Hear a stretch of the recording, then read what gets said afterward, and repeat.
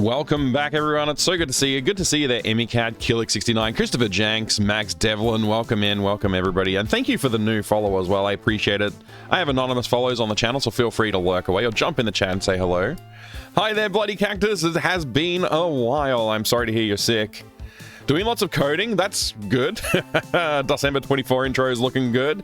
I'd love to see it. I might have some graphics to send you if you want to try and do some incorporated stuff as well. I'm still working on the logo. It's not the logo, well, yeah, I guess the logo. I'm working on something for the December look and feel. So I'll send that through when I get it done. Hey, surprise bees, welcome in, good to see you. I'm gonna just go live properly with my face. Hang on a second. Let me turn down the music a little bit. Feels a little loud.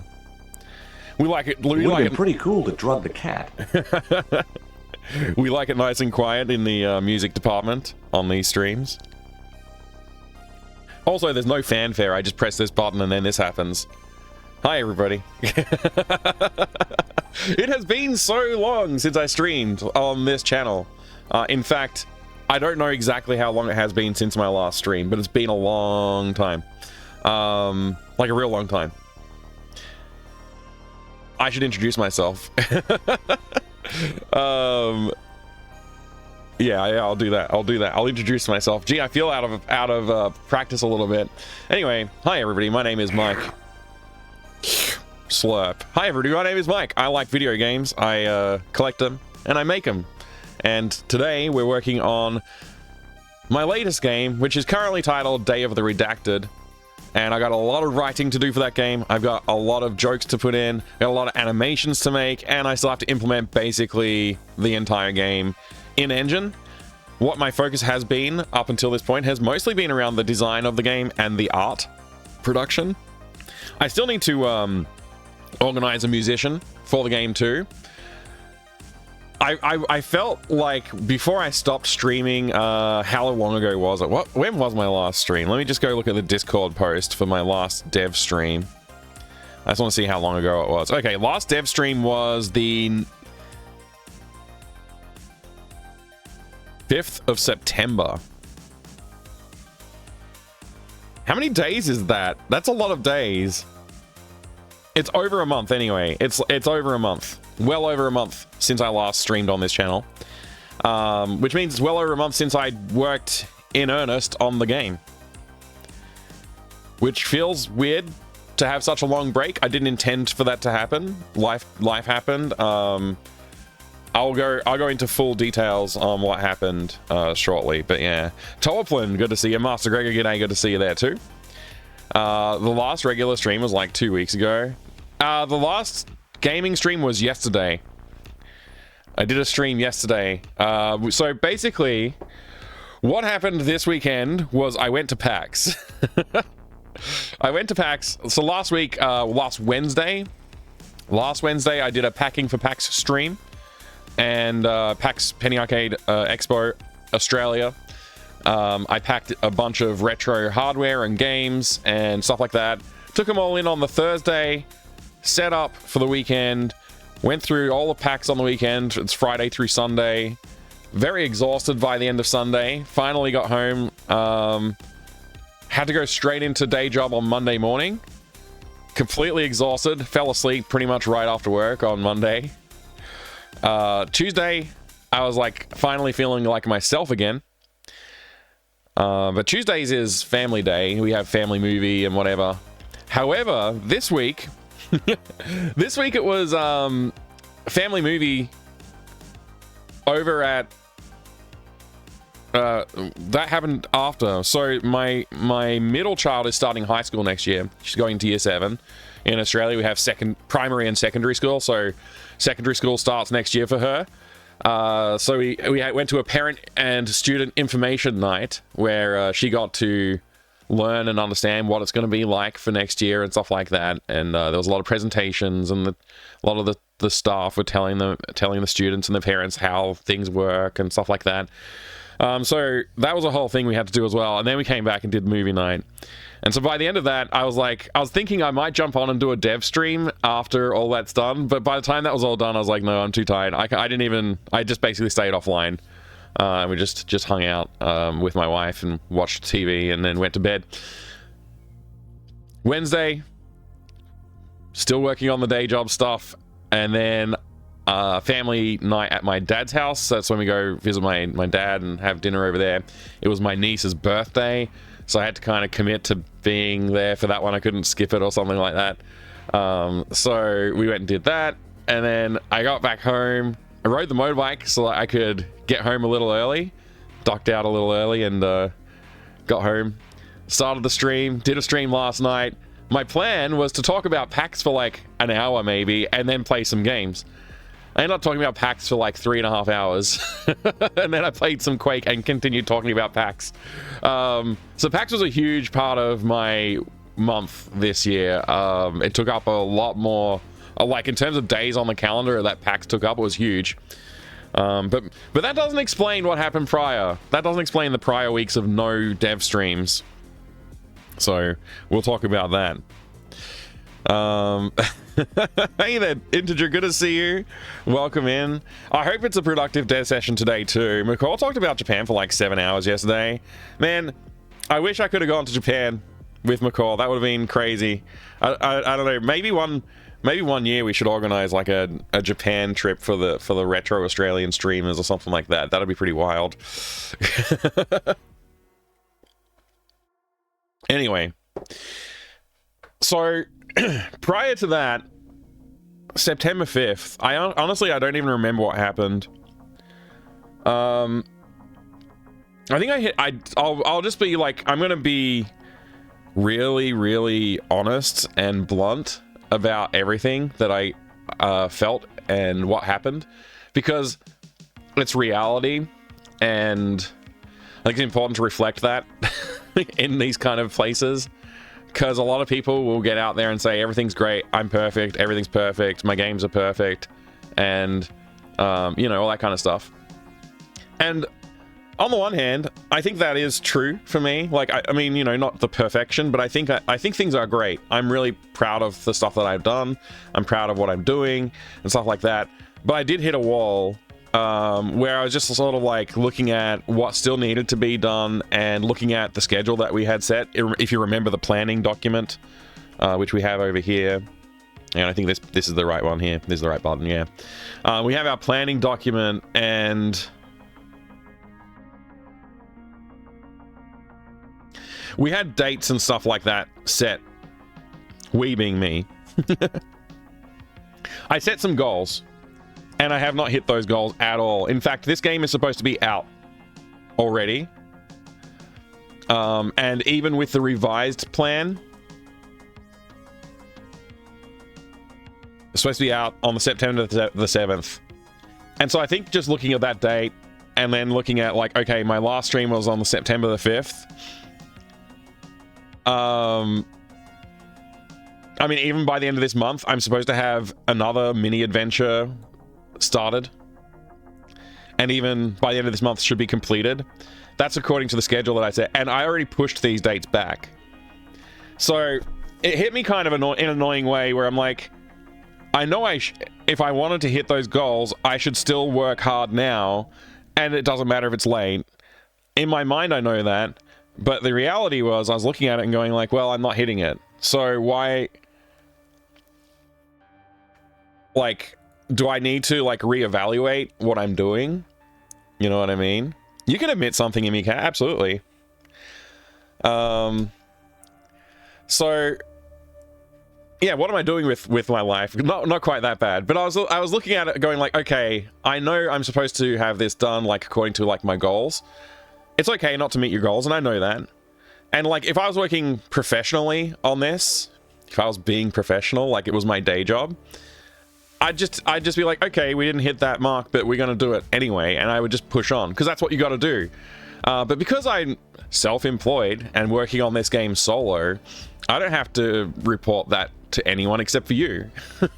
So I just was like, you know what? I'll just take a little bit of time off. I'll just take a little bit of time off, like recuperate and recenter, and then I'll get back to it. And so that first week of like not streaming was intentional. I wasn't going to do any game dev during that time. I was going to try not to think about it for a little while. Just recenter, you know, get back on track and whatever, it'd be fine. And I felt like I was there. after that first week. I remember pretty clearly thinking like, yeah, I'm there. But I didn't stream on the next Thursday. I don't remember why. There might have been something that came up and I was like, oh, I actually can't do it this week because of something. I don't remember what that was, honestly. But everything after that was basically just making excuses for not streaming. Like, oh, I'm too tired. Oh, I need to recover. You know, whatever. So, like, basically up until today, the only other excuse I've had is PAX. And that's it. Yeah. You still haven't played Day of the Sandwich yourself yet, Immy Cat. I guess you get to play them all in one go, then yeah, perhaps, if we get this one finished soon. This is going down in your performance report. Yeah, exactly. I need to write myself up. Honestly, like, taking a hiatus away from it is not a bad thing. And I'm okay with it. Like, it's not like I just abandoned everything and went away and didn't come back, right? Like, that would have been the worst thing I could have done. But what I did do is I just focused on some other stuff a little bit. So I was trying to, like, focus on some of, like, my other, like, coordination efforts on, like, timing things. Thinking about other events that are coming up. Like, we got December coming up. And so I remember one of the days, actually, I ended up, instead of doing my game dev stream, I just sat on a call with Havoc. Yeah, there was a couple of days like that where I just was like, oh, Doc wants to have a chat, I'll talk with Doc. Like, that's more important to have a chat with Doc than it is to do the dev stream. And same with, like, talking to Duke Donuts. I had a really good chat with Duke Donuts a little while back. And that was another one where it's like, I'm supposed to be dev streaming right now, but I really don't care. Like, I'd much rather focus on my friend and make sure they're doing all right and, like, hear what they have to say than I would, you know, do some dev work on this game that's already late anyway, right? Thanks, G-Funk, for watching my YouTube channel at youtube.com/@fractalminddev. I appreciate that. Good to see you too. So that's like, yeah, that's one of the other things I remember is, like, on those days where I should have been dev streaming, like, some of them might have been Saturdays and Sundays, but there was definitely days I was like, I should dev stream today, it's been too long. But then I had an opportunity to hang out and chat with somebody that I felt was more important. Because, you know, once I accepted that the game was not going to be on time, which I'm in that state of mind now. Obviously we're late, but that's okay. Like, sometimes these things happen. We're on day 30. The last game took 40 days to produce. I don't think we're getting this game done in the next 10 dev streams, right? So this is going to probably be like a 60 or a 70 hour, or not hour, day dev stream day thing. Like, it's just the reality of it, right? So it might not get delivered until later this year. I always had a contingency for this, which was, don't do the demo of the big game. Just don't bother with that, and just go to Kickstarter without that and use the 3 mini games as, like, hey, here's the progress that we've made towards this. Now we have the 3 main characters. I'd do some new art for them, maybe a background, you know, for some to have some screenshots of the game, work on the design document, but not actually focus on, like, getting a demo out, because that's a lot of work to get the demo out, right? And then I can go to Kickstarter with that and hopefully get funding to last me for several months. The job that I have at the moment is 3 days a week, and it's contract work, so it's probably going to dry up in mid-January, which is a really terrible time to be job hunting, at least in Australia. I don't know what it's like in other parts of the world, but yeah, bad time for job hunting. So I either have to line up more work, or I have to get this game done and focus on Kickstarter, be successful with Kickstarter, and then I'll be right for however long that Kickstarter funding lasts. But yeah, it's a pretty tight schedule. I have to keep to that at least. Hey, Foam, it's great to see you, dude. Yeah, you got an adult? No worries, G-Funk, no worries. Day of the Forever, yeah. Day of the Forever. As long as you're doing fine, that's the most important thing. Yeah, that's true. That's true. Still great to see you back. It's great to be back, honestly. Like, I wanted to be here, like, you know, 2 or 3 weeks ago. I wanted to be back. But like I said, it was just like, I kind of got to a point where I was at the acceptance point very early in this, like, hiatus. But it ended up just pushing the thing down the road a little bit. And you know what, to be honest, maybe I just needed it. Maybe I just needed a break. Because the schedule that I keep is pretty insane. The schedule I keep is pretty insane. If I fully do accomplish my schedule every week, this is what it looks like. Not every week looks exactly like this. Like the subscriber, hang on, if I refresh, this should update without that. Yeah. So let me just space it out. That's broken. Oh wait, no, that's not broken. That's just highlighting today. Okay. So this morning I dropped the kids at school. Then I start dev streaming. Supposed to start a little earlier than I did. I think I started around 10:30 actually, wasn't it? Hang on, it's only 20 minutes ago, so it was more like 10:40 or 10:50. So yeah, I intended to start at 10:30 today, but yeah, I didn't. So if I kept a schedule, I would have started at 9:30. Got to pick up the kids at 3:15. Then I'm supposed to do my gym session. Then I'm supposed to do the GOG stream tonight, which honestly I totally forgot that I have to do the GOG stream tonight and I haven't prepared for it, but I'll prepare for it soon. I'm definitely going to try and get on GOG tonight. It's just going to be an unknown game. But this is what my week looks like. This is why I don't find a lot of time to get other things done. And like when people try and reach out to me, I don't always get back to them quickly. Because day job for the first 3 days of the week, picking up kids, working out, dev stream on Monday nights in theory.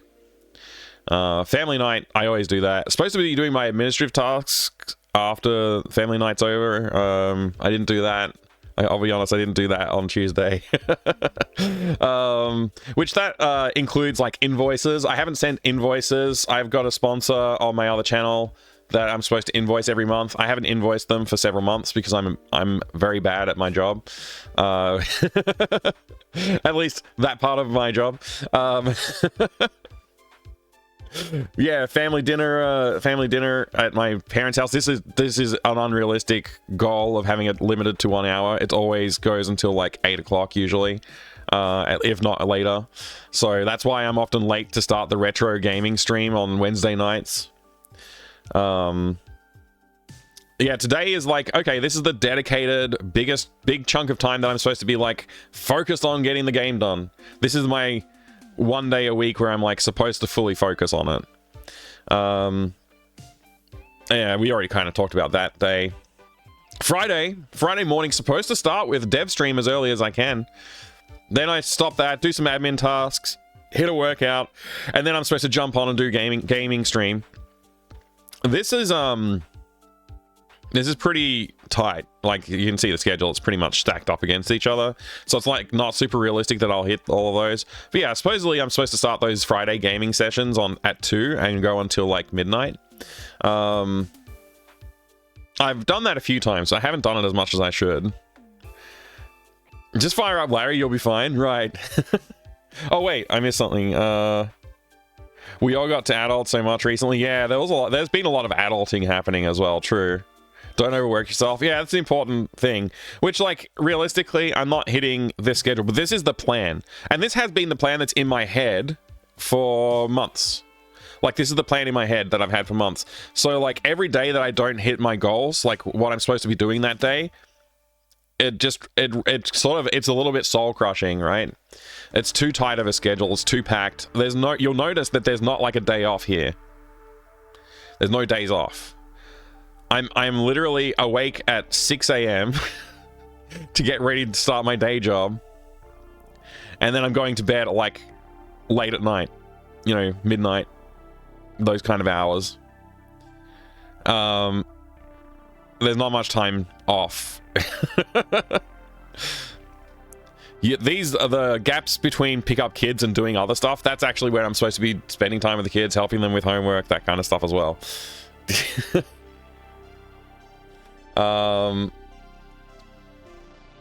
Anyway, yeah, so Saturday is pretty good though. Saturday's a nice day. Dev stream, family time, workout. So I had to intentionally put a big chunk of family time here because I have gone for, there's been several months where I've gone like you know, weeks in a row of like we didn't actually do anything this weekend, and like I think it's very important to spend time with family, especially with the kids at the age they're at. I want to create memories and go do stuff with them. So even if it's like just a couple of hours, like we should be going out and doing stuff, right? So this dev stream often will get dropped or cut short because I'm like, it's more important to go spend some time with the family. So this part will grow to encompass that. And that's kind of like my days off if I do that. Yeah, more game streaming after that. Dev streaming on Sunday. Often that's the one that I drop completely because I'm too tired. I need a rest. I need a bit of time off. But I still do it a lot. Workouts don't happen as much as like I would like them to. I have to admit that. I'm trying to block out like an hour to do a full session, and frequently I don't do them, especially on days like when it's packed up against other stuff. I just end up not having the time. But yeah, more gaming, and then I'm supposed to plan the week ahead. Look at the week ahead and go, okay, on this day I'm going to do this stream, on that day I'm going to do that stream, and like plan that. I've literally never done this. It's been in my head, it's been on my plan to make sure that every week is fully laid out, so I know like, okay, on Wednesday I'm going to play this game, on the GOG channel I'm going to play that game, you know, all that kind of stuff, and you know, whatever else. It shouldn't take long to do that, but for whatever reason, I get to the end of a Sunday night and I don't feel like doing anything else. I just want to go sleep.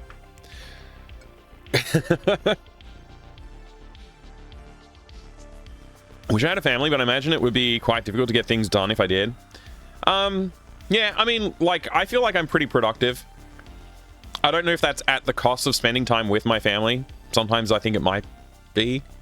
Some days I just say to my wife, like, I can't miss the dev stream today on a Saturday because it's very important. Like, there's other stuff here, actually, that I haven't acknowledged as well in this schedule. Like, my son does Taekwondo on Monday nights and on Saturdays. So, Taekwondo, it sort of fits in somewhere around here. So I can't really push the dev stream back, but that's like one of the things that I do with him is like take him to Taekwondo on Monday nights. And then on Saturdays, if my wife can't take him, then I end up taking him. And that's like, I want to say it's like 11:15 or something like that. It starts something like that. So I can't really start the dev stream until I get back from that, and that's like, you know, it'd probably be a little more like midday by the time I actually get started. So that drops 2 hours out of this dev stream if I do that at best. Yeah, don't have a family yet, and even I'd struggle with that schedule likely. Yeah, like where's the, like, if you think about it, where's the time that I go hang out with friends? You know, like when I go watch a movie with my mate or go to his house and cook a barbecue or something like that, right? There's not really a space for that in my week these days. I'm okay with it right now. Long term, I'd like to, all this green should fill up 5 days a week, just like day job sort of time slot, and I'd be able to do game dev streaming during that time as well. And then like this would go away, and I might rearrange some of these other days. I've got time to spend with friends and family on the weekend then, if those are shifted over here. So in theory, it could happen. Need more workout time? Me too. That's why that's actually what the impetus for making this schedule was, like actually putting it out. Because in my head, I knew that I had wanted to do the workouts, but I hadn't actually visualized it this way. So visualizing it this way was like, oh, now I know what I'm doing. Like, now I know what I'm doing during the week. So yeah, that might help a little bit with people looking at like, hey, this is how I plan my week. That's why I'm busy as much as I am. But on the flip side of it is, that's how I actually get this stuff done whilst still like raising a family and having a job, right? Like, I have a day job, still raise family, but I stream like throughout the week doing gaming streams, which are a hell of a lot of fun. I love doing them. And then I also do game dev in my spare time. And that's something I've done my whole life, is like game dev in my spare time is something that I've done like pretty much forever, like creating engines, creating tools, creating art and graphics for them, all that kind of stuff. Pretty much, I don't think I could find a single year in which I didn't do something like that, at least for a part of the year, if not the entire year. So I'm one of those people who just like does stuff all the time. If I wasn't doing that, I'd be doing something else, right? Like I've had years where it's like I focus more on woodworking, or like I experiment with leatherworking, you know, stuff like that. Like there's always something. If it's not game dev or programming, it's something else. So yeah, I don't know. That's just who I am. I think a bit.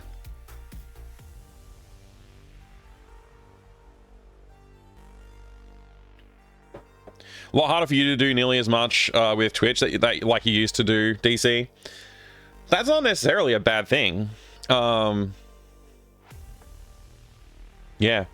But I think the takeaway from this, for anybody who's like looking at this and saying like, I can't do that, that's crazy, it's too much, it's too full, or whatever. You don't have to do it. You don't have to do this. If you're interested in doing some streaming or some game dev or something like that, make one day look like this, and then have the rest of the week be normal for you. You know.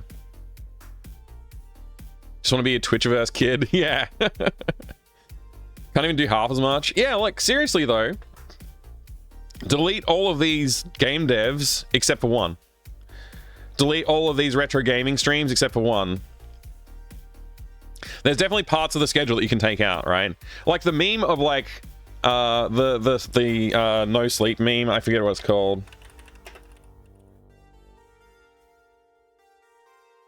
That's not even, none of these are the one that I'm looking for. What is it? Replace sleep meme? Yeah, this one.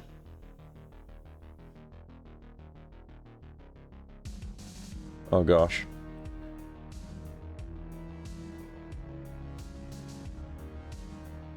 Okay, they've pasted browsing Reddit over it, but like, you know, do something productive is usually the way what I would replace sleep with. Eat, sleep, dev, repeat. Yeah, exactly. So like you can get that t-shirt as well, right? Oh, I can't fit this into my schedule, and then they remove sleep, right? Like that's the meme that a lot of people do. They put in like game dev or streaming or like socializing or whatever, right? They'll put something in there instead of sleep. You don't really have to. Like this is a very packed schedule, but I do a lot more than I have to. Like I could definitely take more time to myself. Like I will frequently be like, you know what? I worked really hard on the weekend on the game. I'll take the Monday night off. Or I'll be like, oh, it's Saturday, I'm going to do something with the family instead of streaming game dev. It's like I will gladly replace some of these, knowing that I've got these other ones in the week that I can use as well. Did that for a while, then I got old. Yeah. Hey, Adrian, good to see you, man. So anyway, this is a schedule thing that I just wanted to put together for myself. And it has sort of like a way of like displaying like, okay, I also have Saturday community meetups on Discord. It's like the second Saturday of every month. This year that was PAX, so this Saturday my plan is to do that. Well, my plan was to do that. I might be catching up with RDM Havoc instead to try and do some DOS Ember chats. So maybe I'll try and move it to Sunday this weekend. But yeah, that subscriber call should happen this weekend because I couldn't do it while I was at PAX.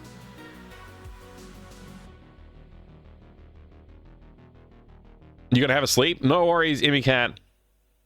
Oh, and Master Gregor, thank you for leaving me on the background. Have a good one. Except without good sleep, that can wreck your workflow and your health. Anyways, yeah, exactly. Like, I'm not suggesting anybody do this. I just think that, like, this is an unrealistic schedule, right? Like, this is an unrealistic schedule. Somehow you're just sleep, work, and food. Even in this, like, there's family night and family dinner and like that kind of stuff is there in my schedule that like I said, I admit I like the workouts, I often don't do them. I'm trying to that's why I made this, to try and like really force myself to fit those in and block out that time properly. So, you know, there's that. But yeah, this is pretty unrealistic looking. Like, there's no way whoever like created this meme, like it's a funny joke, but realistically, like there's no way their life really looks like this. It's not like they're just working every time they're not eating and then otherwise they're sleeping. That's not realistic. Like, they're probably doing other stuff. Sometimes their week might look like that. Like, maybe their week does look like that sometimes.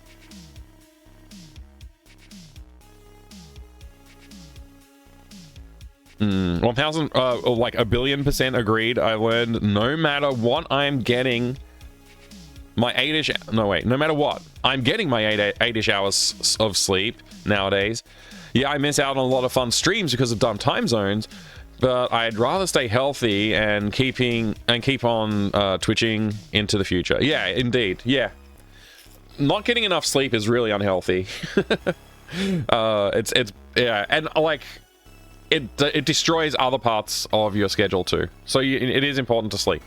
You'll note that I do have enough time to sleep on this schedule. There's a couple of nights that are a bit tight on that, but like for the most part, I get enough sleep.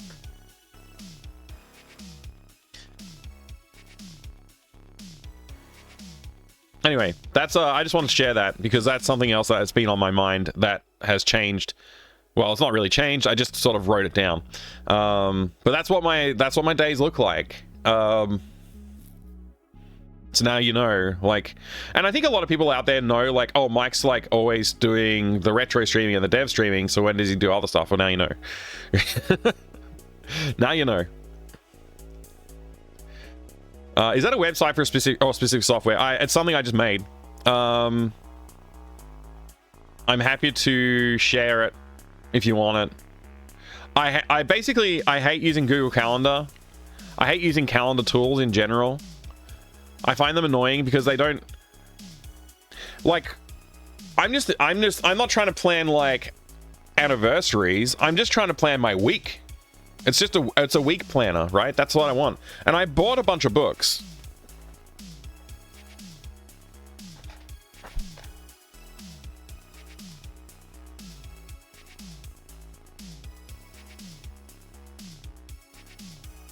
Which I don't know where I put. I just realized I'm going to need this, though, for if I do any art today. The stand for the tablet. I did buy a bunch of week planners and month planners and day planners to try out, but the problem with having a physical prop to do that stuff with is that I don't use them. Whereas this is just a web page I can have open on my computer, and because I do spend a lot of time at the computer, either for day job or for other related, like, you know, streaming stuff, I just have this tab open all the time. And it's just a local file. It's called... Oh, damn it. It's called schedule.html. And it's a single file, and it just has, like, some JavaScript defined stuff in it, or whatever, for rendering all this. And it has a JSON blob in there. Yeah, I'm happy to share this if anybody wants it. I'll post it somewhere on Discord or something like that. Only working is a fast track to burning out, never working again. Yeah, indeed. Indeed. Which is like... That's why I wanted to make sure these are in there, because what I found is, since I started streaming so much, and this desk is not a standing desk, even though when I designed this room it was supposed to be, I just couldn't get the parts I needed to make the standing desk that I wanted. The market's actually improved a lot since I designed this, and you can get the legs that I would need, and I can get everything I basically need to make this desk size work as a standing desk, but previously that was not really an option. So yeah. I'm probably gonna try and get onto that soon, because I would love to have this be a standing desk where I could actually like stand up and not be on my butt all day.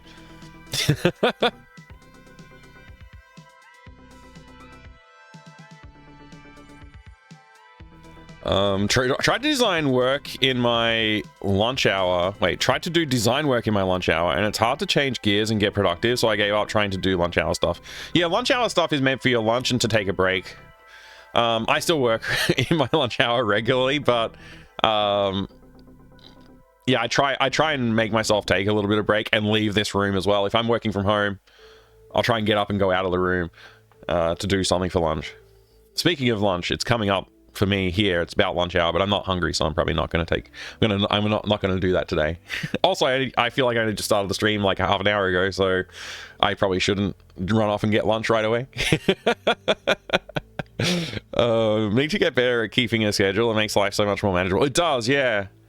Pizza, yeah, always pizza, delicious pizza. That's one of the other problems. I'm not going to talk about that, but yeah, that is another problem that I'm trying to deal with, is like making sure I get more healthy food throughout my day and stuff like that. Because like often, if I haven't prepared lunch, I'll just go and make something out of what we have in the house and stuff like that. And we have a lot of like, I guess, less healthy options in the house frequently. So I'm trying to deal with that. Pizza is a vegetable. I like how Mike's like, I want something simple, and just develops his own Google Calendar in like a day. Yeah, so that's the thing. This isn't explicitly not a Google Calendar tool. What this does is it plans your week, and it does have like, I do have things in the schedule that's like on the first day of the month, on the first Saturday of the month or something like that, which is supported as well. Like everything's just like all the CSS and HTML and everything, it's all in one file, so it's just like I don't have to worry about anything. Imported material for the Google material design layout stuff, whatever. Yeah, so this is just like day Monday, the time starts, the time ends, what type of task it is, what icon it should use, and the description. So when you hover your mouse over it, it says like what it is, that kind of stuff. Put in just like, I want to do cardio on Mondays, and you know, whatever, so I can like get on the bike. That's like, I know I'm going to get on the bike or try and go for a run or something like that. Not that I've been running lately. I'm actually, that's one of the goals I have for next year, is I want to try and hit a 5k run in the first quarter of next year, and then I want to hit a I probably want to try and do like a 10 or 15k run mid-year. So I don't know if I can do it. It's been a while since I've done a race for 15k, but we'll see. I'd like to be able to do that, even if I don't actually do it. I'd like to be able to do it. Right now I definitely couldn't do it. I'd run out of energy very quickly. On the first day of Devmas, gave to me 1 asset packing. Wait, wrong month. Rumi got a standing desk, and I'm a bit too lazy to stand during work. I do get frequent walks with Pod, so I think it balances out. Yeah, I think the standing desk for me is just because I know I'm spending so much time in front of the computer. At least then, like, for dev streams, I could use the standing desk. For work, during my work day, I could use the standing desk. For the gaming streams, I'd probably just sit down the whole time like I normally do. But yeah, that'll be a huge change.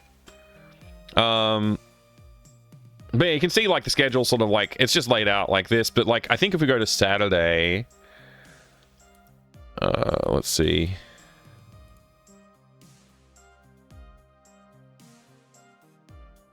Oh, maybe it's at the end. Yeah.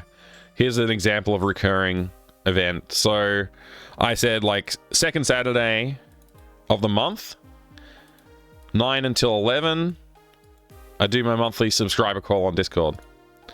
So as long as I refresh this page, what I was planning to do is just add a little timer in the page, like an interval or whatever, that refreshes it every hour or two. So it would always be up to date. I haven't done that yet, so I have to remember to refresh the page each day. But yeah, seeing it all laid out like this is also helpful for seeing the whole day, because I can look at a day like Wednesday and I can be like, okay, this time here, I can kind of change that around a little bit. I need to update this so it actually consumes the full period. It's supposed to go till 7:30 is usually about the time I leave there, so I try and leave there about 7:30.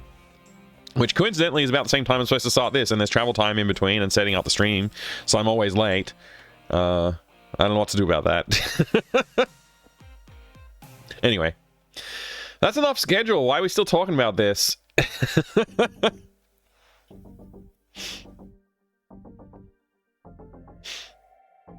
Roughly trying to get like 10,000 steps a day, 500 calorie burn, 90 minutes of activity, 3 to 5 days a week plus. Yeah, plus a week. I would like to do more, honestly. Yeah. The health watch with Samsung one. Under desk treadmill. Oh wow, under desk treadmill will be pretty cool. Actually, I wouldn't mind trying to do that. If I get the standing desk part sorted out, the treadmill is an idea I've considered. That would be pretty good. Anyway, enough looking at schedule. I don't want to look at it anymore. Thank you for looking at the schedule with me.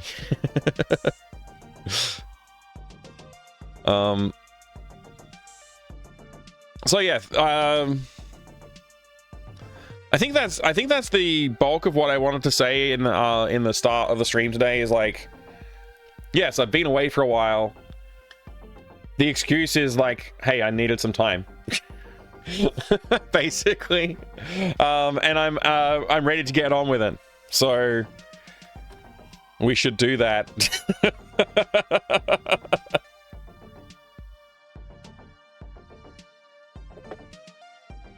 So now that I finished my coffee and we're ready to get into it, we should get into it.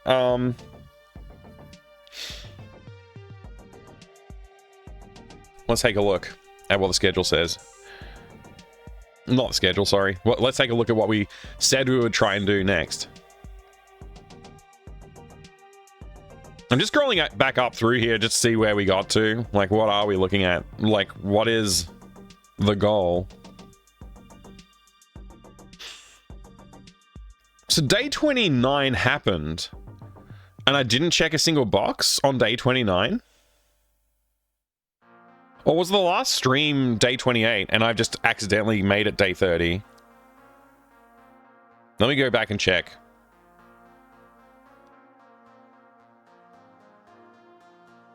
Oh, yeah, I made a mistake. Today is day 29, not day 30. Apparently, I had updated the stream title. Oh, I think I remember that actually. Yeah, I was going to stream. I was getting set up to stream, and then I ended up having a chat with with someone. I ended up having a chat with someone and hanging out with them instead. So day 29 was going to happen. It's actually day 29 today. That's why none of these boxes are checked. I'm gonna update the stream title to say day 29.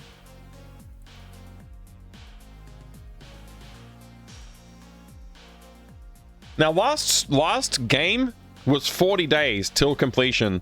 The first game was, what was it, 13 or 14 days till completion?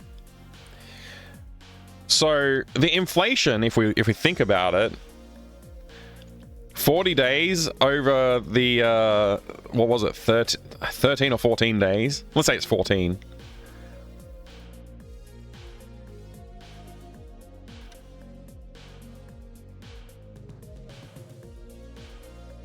Oh, do we go the other way around, actually? Let's do 40 divided by 13. And then multiply. Oops. My keyboard's a little out of reach here. Oops. Multiply that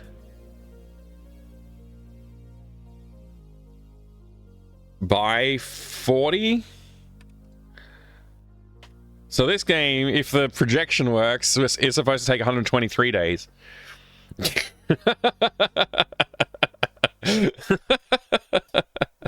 Oh, there was one more thing I wanted to talk about. There was one more thing I wanted to talk about. I almost forgot to do it. You can get mini step machines that are quite good for standing desk setups. Oh, hang on. Let me look that up real quick. Mini step machine. Oh, yeah. My wife had one of these a long time ago. I don't know if we've still got it. I guess it would kind of work. I feel like a treadmill's more like comfortable though. But that's like, yeah, the prices are obviously fairly low for this kind of device. Mini treadmill.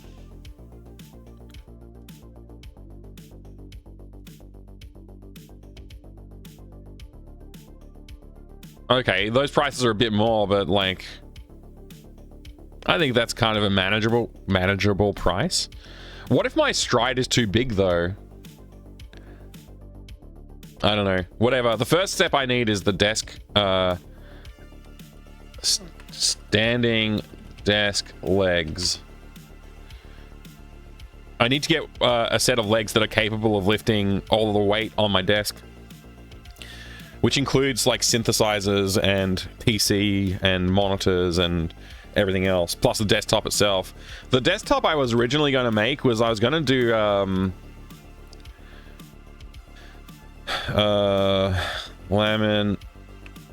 laminated 2x4 desktop, something like this. Was what I was originally going to do. That's going to be hella heavy though, and with the legs, it's kind of like you need something that can lift the desktop plus all the stuff on it. Nothing can lift those CRTs though, Mike. Yeah, that doesn't need to be a standing desk. the one over in the side there doesn't need to be a standing desk. But yeah, this is like, I was going to make one of these. I love a heavy and chunky desktop. I think that's a fantastic idea. I should totally do it. And just like get maybe 2 sets of standing desk legs that can work together to lift the whole thing plus the computer. I don't know. Maybe I'm asking too much from the world. I don't know. Like I need an industrial desktop lifter. Anyway. You made a huge heavy chonker desk. I love a huge heavy chonker desk, bloody cactus. It's the best kind. Before I forget and we get distracted again, I wanted to talk about the YouTube channel. So I have got here somewhere. Where is it?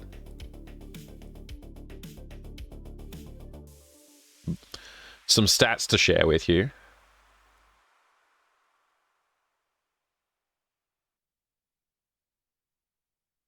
These are like, we used to do the channel updates regularly. I haven't done channel update for a while because the stats haven't been like changing as drastically or dramatically as they were earlier. So there's less to update on. However, something crazy happened. First thing I would ask you all to do, if you haven't already, is to go and subscribe to this YouTube channel. Fractal Mind Dev.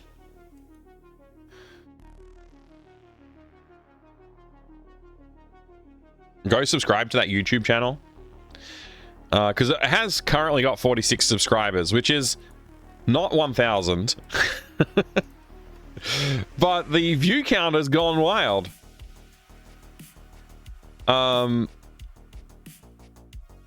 This latest video, where I reviewed the stats for Day of the Hamster after 4 days, it's blown up on YouTube. Like, big time.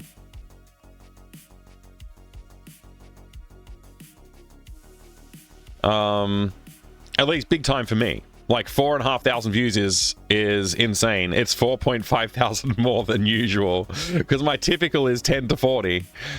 The most I had before this was like 200. The most that I had before this was like 200. So watch time in hours, over 5,000 hours of watch time. Like that means that of the 4,500 people that came to watch it, they each watched more than 1 hour of their video. Hey Noru, good to see you. This is your chonker desk made of 2x4s years ago when it was clean. Nice. Let me open that up and have a look. Game dev videos about sales, behind the scenes, etc. tends to do well. Under my dev YouTube account, I see that a lot in recommendations. That's nice. Oh, this is a nice looking desk. Nice looking desk, bloody cactus. I like that you've just got your oscilloscope and everything else on here too. Like power supplies, a UPS. Is that UPS? What is that? That's not a UPS. It's the size of a UPS, but it's not a UPS. What the heck is that? This is an amazing setup. Yeah, nice one. But yeah, back to the stats here. So I did gain 5 subscribers from this video apparently, which is great. It's reached 92,000 impressions. It's like that's the most impressions any of my videos have ever gotten too. The thumbnail is terrible too. Look at how bad the thumbnail is, everybody. Look at the terrible thumbnail I have on this video. Imagine if I actually tried. Put a good thumbnail on. That impression click-through rate might have gone up by like 0.1%. It's a good thumbnail.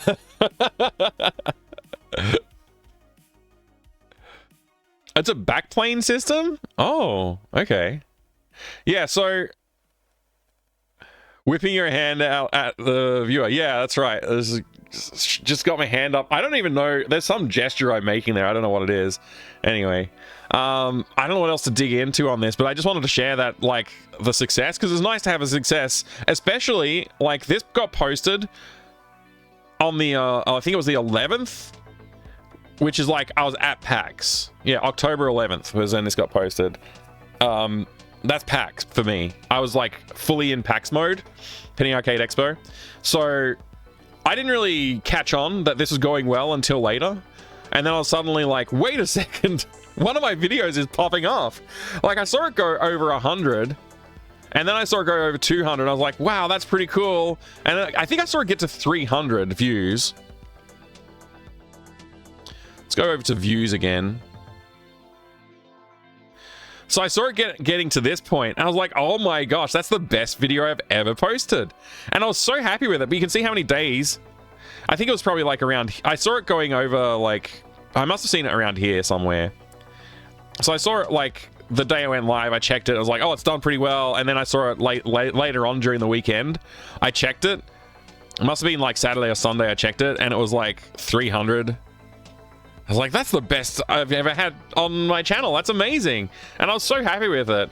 And then I was like, checked it again. I'm like, okay, it's getting a few more few more views or whatever. And I just kind of like forgot about it until later on. And next time I checked, it must have been like when I got home from PAX or something. And I was like, what the heck? It's like 1,000 views. Over 1,000 views. And it just kept on doing this. Kept on going up. So I don't know. I've never seen that before. Like, that's the first time one of my videos has done that. And it's a long VOD. It's a 4-hour VOD. Which is like the important part of the VOD is like it's somewhere around between these parts here, right? There's a little spike there. Don't know what that little spike there is about. But yeah, it's like this chunk right here is like the meaty bit. It's like about an hour in the middle there. That's like really where all the stats and stuff are. But when I click on top moment, it just highlights the whole video because the retention's actually really good for some reason. I guess people were just like interested because I was excited and talking about everything and like being very open. So, but yeah, retention, there's no dips in retention. So I guess YouTube just like, well, the whole video is good. Which is weird because like a lot of the videos are like this and they just don't get that much. But also there's not enough stats, I guess, on the other videos to really tell what's going on. I also don't understand this. Why does it say 114% of viewers are still watching around the 30-second mark? What does that mean?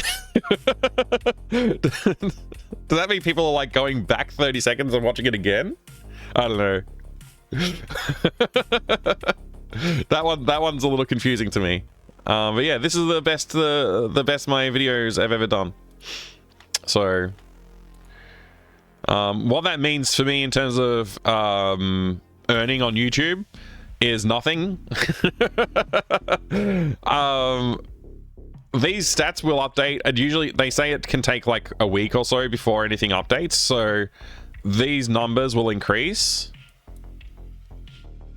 But this number still needs to get to 1,000 for me to be able to monetize YouTube properly. I would be able to do memberships and super chats and stuff like that if we get 500 subscribers. But I don't really live stream on YouTube, so I don't know if that I can take advantage of that anyway.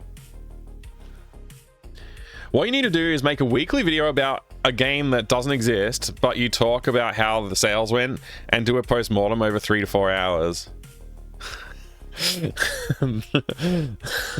That's nefarious. Need to pin a CTA to subscribe for more on that video. Pinned if you haven't already. Monetize watch time right there. Right. Yeah, so I basically, that video alone will get us over the 4,000 watch hours required to monetize. I just need to get 1,000 people to go and click subscribe. So that's why I would like you to go subscribe if you haven't already. Copy link address. If you could subscribe, even if you just like don't have the bell for the notifications and stuff, but if you could just subscribe with any YouTube channels you've got, I'd love to have the 1,000 before I post the next video. So the ironic thing about this doing so well is I had actually thought, what would be a good video to get people to watch longer, like get more watch hours and all that kind of stuff, which is like, it was a goal. I thought to myself, like, I should try and make this channel work. So I was like, can I post like a scripted video that would get a lot of views? And so I was actually working on a script to talk about the stats of the game, and the title was going to be something like, well, I won't share it because like I'm actually going to work on the video now. But basically, I had a great idea for a video, but because PAX was coming up, I didn't have time to work on it and finish it. I was trying really hard to get something done before PAX prep had to start in earnest, so I could have a video to publish while I was at PAX, because like this video happens to be the last one that was in the queue for publishing. I have no other videos in the queue yet because I haven't finished this game, and I didn't want to start publishing the videos on YouTube for this game until it was finished. So I guess I've got like 28 videos I could post, but that's only 1 month, and if I don't finish this game in 1 month, then you know, I won't be able to keep up the cadence of publishing videos. So my plan was to make a short video talking about the stats of the game, like, you know, that kind of stuff, and then also mention that I'm going to reduce the cadence of video releases to like 1 or 2 a week, and the VODs will upload at that rate from now on, which I haven't done yet because I didn't finish the script, let alone do any filming for it or anything. So that's what I got to do this weekend, is get that video done and post it to the channel. But based on the stats of how this video performed, with that one where I've got a script and a thumbnail and a title that are geared to try and get the attention of people who are looking for this kind of stuff that watched this video, I think it'll do even better. I think it will do even better. So, you know, hopefully. And that hopefully that one I can also put some calls to action for subscribers and stuff like that. Do it on your dev account for sure. Thank you, Integer. Thank you. Some people use long YouTube videos to help them get to sleep at night. Having someone talking at low volume is weirdly beneficial for that. Yes. And that's one thing I have noticed is, like, in the search terms that people find this channel, find the content on my channel, which I don't know exactly how to find that.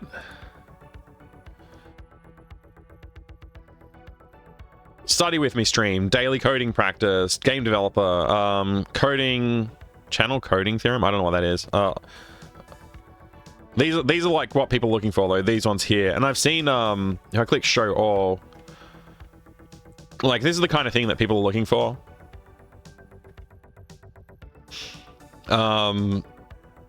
So I guess like that's a good fit for my channel for one thing, because this is all my game dev VODs.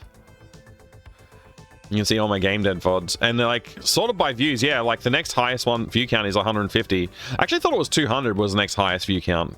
Oh, there's a 210 right here. It's not sorted by views. There we go. Yeah. But yeah, that's like literally all this channel is just game dev VODs. And also, nobody ever likes my videos. This is the first one that got likes, like more than like a handful of likes, I think. Everything else is like 1 like, 0 likes. 6 is like the next best one. But thousands of views and 18 likes, and some dislikes as well. 7 dislikes. Crazy. Anyway, I wanted to share that before I get into the game dev. I almost forgot to do it, but now that I've shared it, we can move on.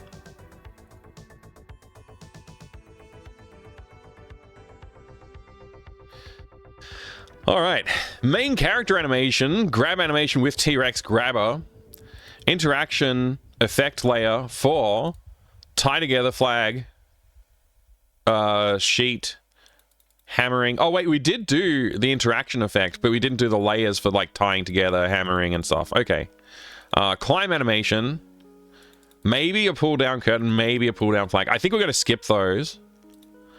Background work. So continue on final version of Junkyard 1. I claim that's going to be day 29, which is today. So I guess that's what we're focusing on today. Junkyard 2. We haven't started on that yet, I don't think. Clean up Backyard 1. I think it's like redraw Backyard 1 might be what we need to do, but we'll see. Take Day of the Hamster. Remove all the stuff. Maybe start implementing full puzzle graph for the rooms areas we have in. Okay, so that's another thing. I think I accidentally took the template that I'd made out of Day of the Sandwich instead of creating a new template from Day of the Hamster. And I don't know if I guess I haven't done this yet. So that's something I have to take care of. And then I'll be able to start barreling forward on implementing the game. Implementing the actual game is going to be pretty straightforward for most of it. There's a couple of things I haven't done yet that are really important that we have to do. Something very important that we have to do is an arcade-like game with platforming or beat 'em up controls, or maybe some kind of a shmup, something like that, where there's like a real action sequence that's like very playable. Because a lot of arcade sequences in adventure games are bad and they're not fun. Like Space Quest, where you have to you're doing the flying along, and it's like a little rock will appear in front of you suddenly, and you run into it. It's like, it's not fun, and it's not well made, and the controls suck. So I want a good action sequence. Good evening, Suzanne likes cake. Good to see you there. I hope you're doing good today. Maybe continue working on the character sprites for some of. So we need to do the Aunt Jenny, Simon, the sibling, llama. Continue. Apparently, I already drew some llama. I don't remember that. Rip and tear we have to do. That's a fun one. Doing the dogs, the Dobermans. I think we decided they were going to be. The Guad. I think the Guad should be pretty. I think we had some ideas for the Guad actually as well. Rats would be fun to do. I think the cat.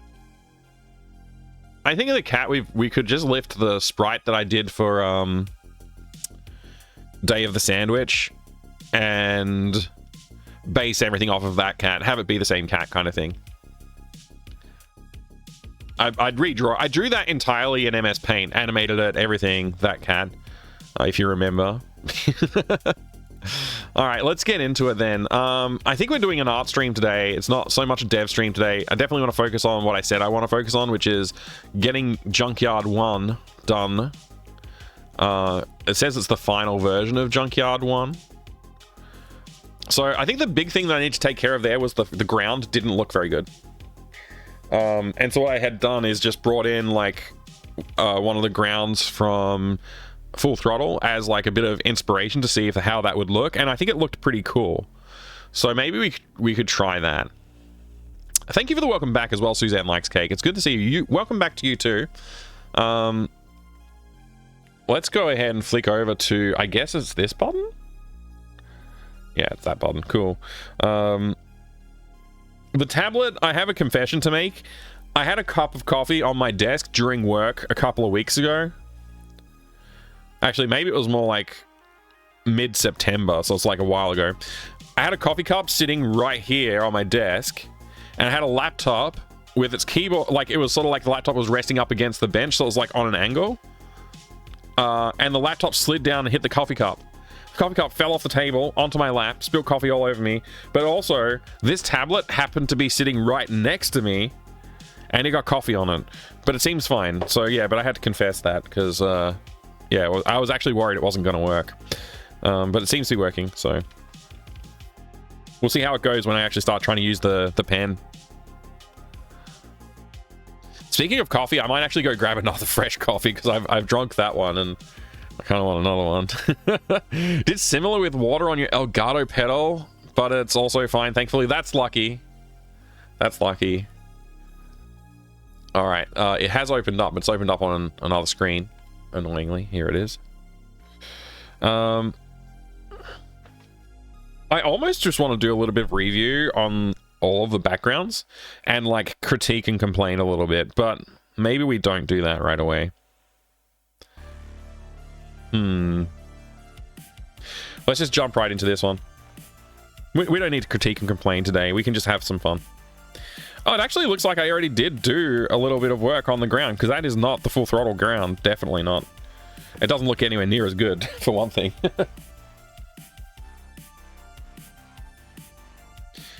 Oh, you know what? I didn't clean this piece. This piece has some coffee stains on it. I don't know if you can see that. It's like some splashes of coffee on it. I might actually just go give this a wipe down and start making a fresh coffee as well while I do that. Yeah. I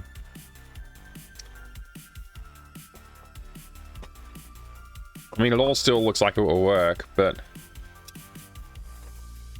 Yeah, it needs a clean. I'm gonna go clean it. Yeah, I guess I didn't even realize that I was so focused on the tablet, I didn't even realize that this caught some of the splashback too. It's like a big drip right here. It's not really coming through on the camera. You can kind of see it. Yeah, I'm gonna go take care of that. I'll be right back.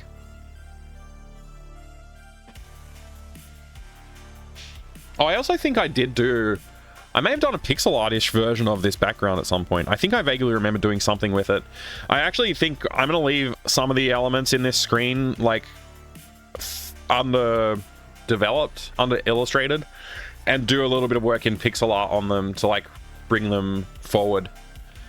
Make them look a little bit nicer. I think one of the things I need to focus on here is just the cars. The stacks of cars need to be looking a bit more complete and cool. Yeah, I'll focus on that when I get back. Just gonna go make that coffee. I'll leave you with just the music and this screen to contemplate.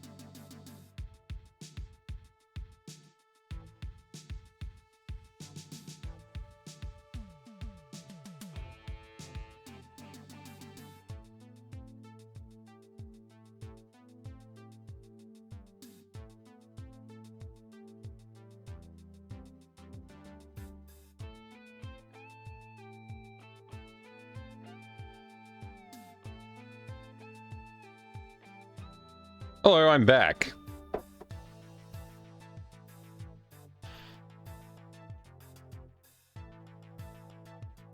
The stand is now clean. And I also have this guy.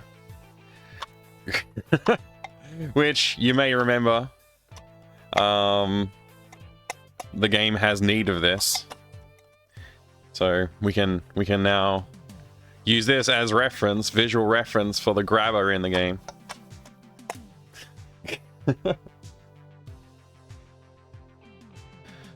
Thank you for the welcome back, Binu. Nice to be welcomed back. Alright.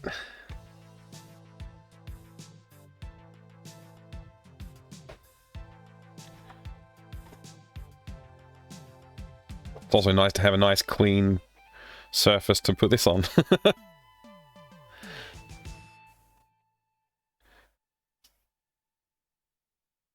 Alright. Been a while since I put this glove on.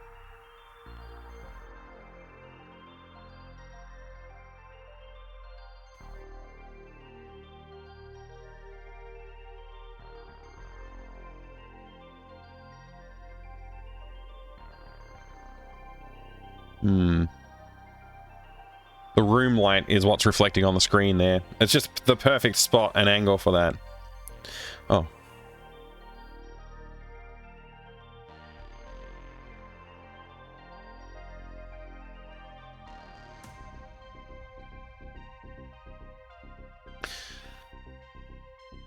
Alrighty. So what's the deal here? We just want to finish it. We want to start finishing this thing. So like one of the things that I haven't really established well in this is the light, what is this layer even? Okay, that's the outline for that. Okay.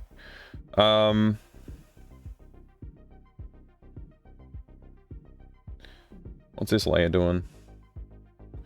Okay, yeah, the pillars. So I think this looks better without them. I'm gonna leave them off.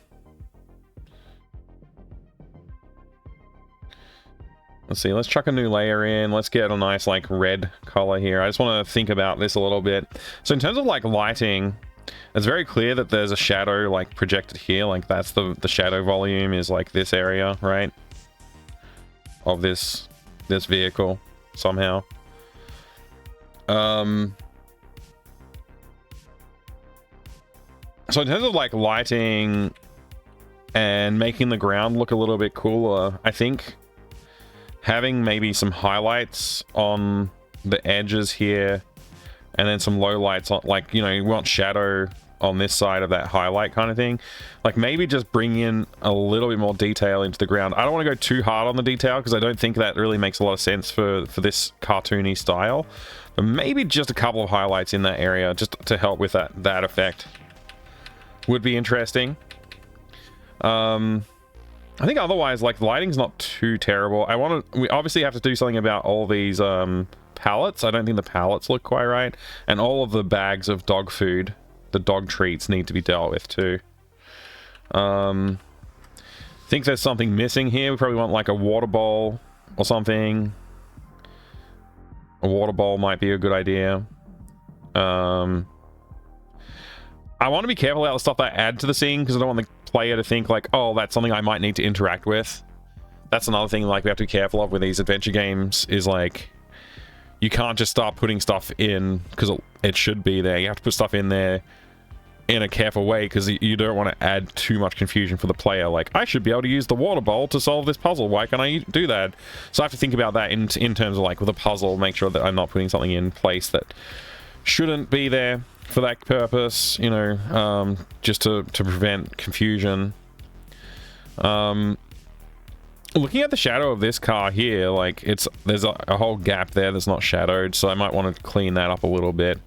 Maybe make those shadows a little bit more intentional. I do like the idea that there's a shadow, like a highlight, sorry, going through between the cars. That kind of like is cool. And maybe I can do like another highlight back here or something like that. I do want that to be like looking like the direction you're supposed to go, which I feel like it does look like you can go there already. But as I add some details and rust and whatever to these cars and like clean up the outlines, we might find they don't look so good. Like that if I do that too much in here, it's going to cause problems. So like the darker ones in the background there, I think I want to maintain almost what they are right now. Very silhouetted, hardly any detail, just more hinting at the idea of cars back there. In fact, I might even just leave these two pillars of cars just as is. These ones poking out, I might even just like barely detail them. And then just like the main one to focus on is this one here, right? Just get that pillar more detailed. Maybe work on this rusty, make this look a little bit more rusty and worn and broken. It doesn't really look like it doesn't really have dimension to it right now. It seems to be missing some shading or something. I don't want to go too far with any of it because the further I go, the more distant we get from the look that we're going for. My temptation is always to try and push more in like more of a realistic style. It's what I usually do. So like anything in this like animated Looney Tunes sort of style is not gonna, like, it's not natural for me. That's why I over detailed some stuff in one of the scenes actually. There's something I wanted to go back and revisit. Was like this scene, for example, I think has too much detail in it. Let's open it up and have a look. Why all items should be invisible and you get them at random from a pile of trash like in Malcolm's Revenge? Yeah. Yeah, absolutely. So like this fence in the background here is an example of something that I over detailed. And even looking at it at this resolution, it's probably okay, but like when you see it in game, I think it's like a little bit too noisy. Like the level of detail of like the grass and the reeds and stuff is probably more about where we should be. Like this car is probably okay. These cars in the background look alright. Maybe they're a little over detailed, honestly.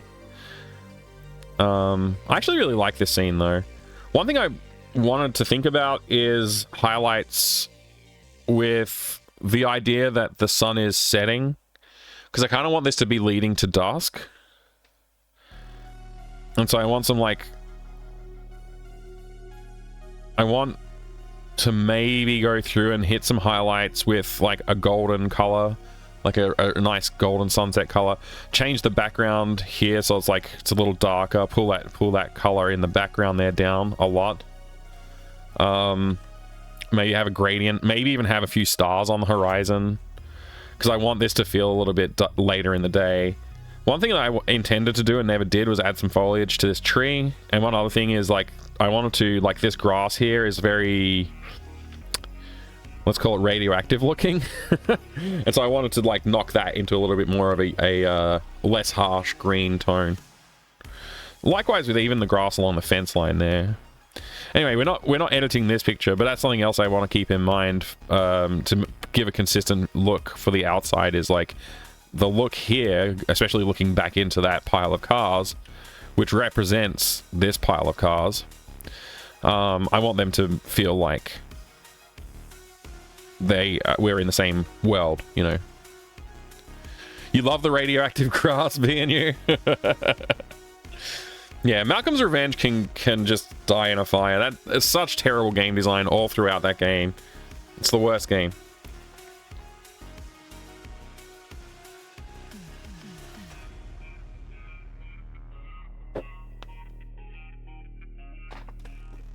All right, time for some actual work. Time for some actual work, everybody. We finally got here. We're only 1.5 hours into the stream. We're finally actually going to do some real work that's going to contribute to the goals of making a game. But I think it was very important to have a little bit of an update. I might even cut that off when I upload the VOD and just have the VOD be just this part of the VOD. I don't know. I probably won't. I'm too lazy to do that. I meant to ask, do you have a collection of color swatches to start from, or do you always pick new colors? I'm a fiend for just going for it with colors. I don't have a palette. I have a bad habit, especially with this art style, Adrian. Colors you've liked in the past and kept. Maybe subconsciously I do that. But I have this habit, right, where Do I spend time on this? Yeah, I'll spend a tiny amount of time on this. I'll spend a tiny amount of time. Let's say you want a red ball, right? Let's say you want like a nice red ball on the screen. I'm never gonna make a red ball look like this, right? And typically, this is how when I'm working on an illustration or something, normally, it's not gonna be that red because it's far too vibrant, right? It's like an unrealistic color. You don't see that color in real life very often. And you know, so like maybe I'd be like, okay, it's gonna be on like a surface, right? It's gonna look something like that on the surface. I really have to start using like the fill tools and stuff like that, don't I? So it'll be on a surface like this. And then, let's see, I've got a color picker, don't I? Yeah. So the ball is going to be on a surface. And so I think about like what I do normally. That's obviously far too red. So I know I want it to be red, so I'm not going to like push it right over into orange tone, but I might push it slightly towards that because I'm going to think like, okay, the lighting in this area is more like an orange lighting, and like the color of this surface is maybe a little bit yellowy greeny, so you know it might make sense to push the red sort of towards that tone a little bit. And I'm going to mute it down a little bit. I definitely don't want to have like a heavily saturated color, so like my red ball might be something like, you know, I want it to be somewhere around here maybe. And so I'll just be like that. That's my ball color, right? Like that's my basic color that I want for it. I don't want that bright, oversaturated red. And this is still like a bright red ball, right? It just depends on like the lighting, right? And now when I want to go in and do highlights, I can do that. The other thing I would think about is like the shadow, and like, you know, if the light's coming from this direction, I want to do like, you know, maybe it's coming in like sort of like if I was to draw a 3D vector, it's like along that axis coming down in like that. So it's going to like highlight. It's going to highlight like around here, and the shadow is going to be in this area, right? So I just think about that, and then I'm like, okay, so if this is my base color and it's going to be shadowed, I don't really want to just like pick a darker color, right? Because just picking a darker color, like, yeah, that kind of works, but it's not really very realistic either. Like, it's not, you don't really get a darker color usually. I mean, you do, it is darker, but it's often like shadows are a little bit more subtle than that in real life. So you would end up with something where you're like, okay, I'm going to desaturate it. So instead of moving it along this axis on the triangle there, I'm going to move it along this axis towards the hypotenuse. It's not a hypotenuse, but like towards this edge where the saturation's all gone. I'm going to move it from here. Instead of moving along this vector, I'm going to move along this vector because that's going to be more realistic for having a shadow, right? And so I'd start filling in the shadows and like, okay, you know, it's obviously a very badly drawn ball, but like we can have some shadow still. It's like, this is like a habit that I have developed over time because I like trying to draw stuff with like a little bit more of a focus on like that kind of the way light really would work. And then like from there, I might push now towards the darker tones, right? And that's where I'm going to get my like deeper colors, but I'm still probably going to follow that pushing into the desaturated tone a little bit. Because like when you don't have the light there, it just means like you're not, like the saturation is going to go down, right? In the less well lit areas. And so I might end up with like some of these colors as like baseline, so like just blocking it in. And then I want to think about the highlight. It's the that like you can push it lighter, but it can only get so light, right? And then you have to start moving in other directions. What color is light? If it's a bit more orangey, like a little bit more, like if the color of the light is like this, I want to move towards that color for the highlight, right? So I go this way, and maybe that's what the highlight color is going to be. I'm being very rough. I'm not trying to actually render this, but just trying to illustrate the idea a little bit. So rather than picking like a color palette, I just think about the scene and like what I want the color to be in the scene. with all of that, like, you can kind of see, like, these are obviously not colors you would just pick for, like, the color of a red ball. But that might actually work, depending on the texture of the ball and stuff like that. So, yeah. Best shade of red is booby. That's great. I like it. Yeah. It's like, again, this is not a well-rendered image, but the color theory is pretty strong. So then it's just a matter of, like, actually doing a good job rendering it, really. Like, and I would spend more time on it. I'm kind of trying to rush it a little bit. I was going to talk about the shadow and how light plays off that surface and probably will bounce back up here as well. If it's a shiny ball, you might even notice that even more. So that kind of stuff, like, you want to think about all of that when you're rendering something. So you end up with something that looks like quite, you know, if it's Looney Tunes, you probably will just pick like a saturated red and draw it, and then like a darker color and like do a little outline on it, and then, you know, maybe some shadow, and then you call it a day. You might put a highlight on it that's like just like a nice bright pink color, which that's not. But yeah, something like that. Looney Tunes style versus like trying to do something more realistic. Obviously, I'm just like racing to get this done because I said I want to be very quick about it. But, you know, that's how that is. Then there's other things, like when you're thinking about like often the light source is never like this, right? Anyway, I think I already kind of explained that a little bit, but the light source is like, it's never just like where it came from and then you just like highlight there. You have like the bounce reflecting of light onto the bottom of the ball. You probably have that coming back here too, and you probably also, like, if you have like, you know, say there's a blue cylinder back here or something. I don't know why I'm doing very basic ideas, but like that color will probably spill over. So then you want to kind of blend that, you know, the light is bouncing off of that onto the back of this a little bit too. So you end up with, like, when you're drawing, you get like a lot of different light sources just from one light source, is what I'm trying to say. This is very exaggerated tones now at this point because I'm really rushing it, but you get the idea, I think. If you don't get the idea, that's your fault, not mine. I'm just going to hold down the undo. I'm just going to spam undo until this is all gone. Hey G-Funk, good to see you. Rip and Tear, love it. Please have their master owner wearing green. We won't see their owner, but there is a guard. I guess we could make his uniform green. I'm just spamming the undo button. It's taking a while because I did a lot of scribbling.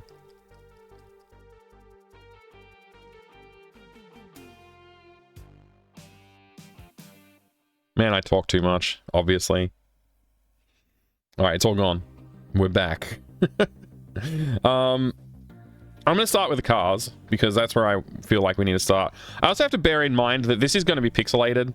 So, like, if I do very subtle details on the cars, it's not going to really help a lot. Oh my. One of the buttons seems to be infested with a little bit of spillage. I just noticed. I'm going to use some isopropyl alcohol. Hopefully it won't damage anything.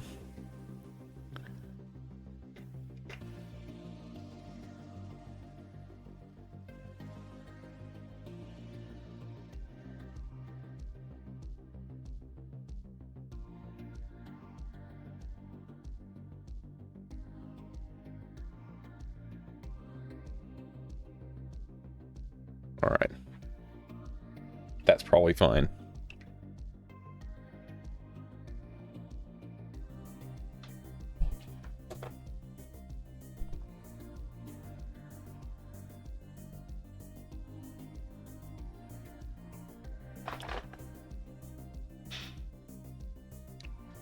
I'm assuming Rip and Tear are a Doom reference. Of course, they are a Doom reference, indeed.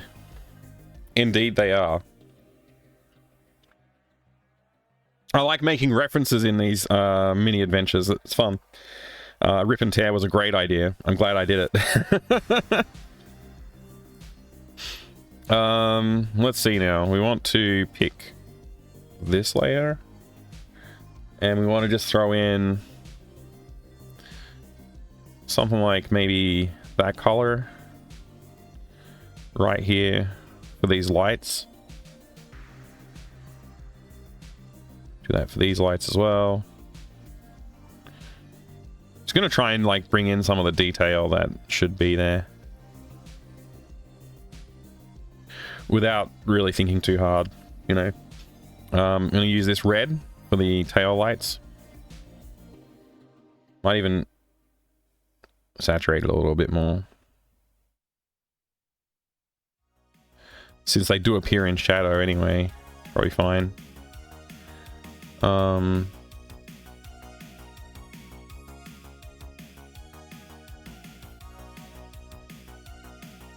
we go. Go ahead and bring in some... Got some colors here that I can use for indicators and whatnot.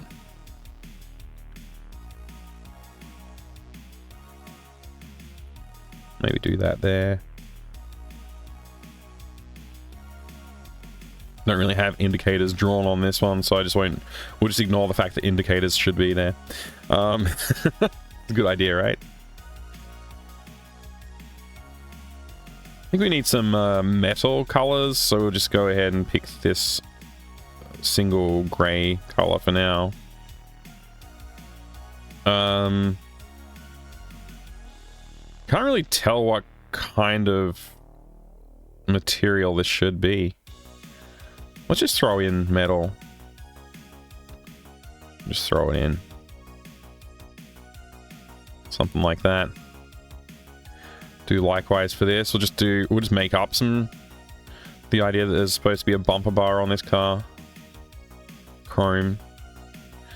And we'll highlight this bit. This one clearly has one drawn in already, so that's great. It's a weird design. I don't think I've ever seen a car that looks quite like that. This one here, we'll do it for.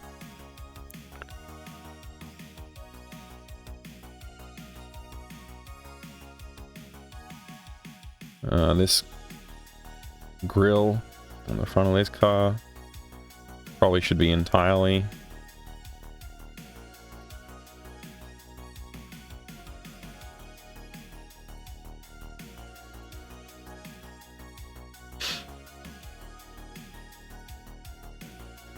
No, really? What's up today, G-Funk?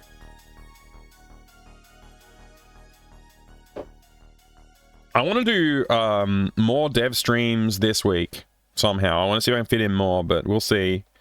I got to be realistic. But I would love to do a little bit of catch up on all the streams that I missed over the last month. More than a month, really, but you know, got to be... All right, let's one thing with the reflections, like this is supposed to be like a nice polished chrome, but it's not really reflecting the environment. It's just like I picked some random color because I didn't have the environment rendered yet, so I might want to go back in and deal with that. But this is like the sky color almost, so I think that'll be a good fit for these chrome parts as well.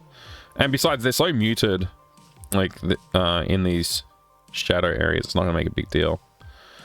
But it's nice to know that we're making an effort.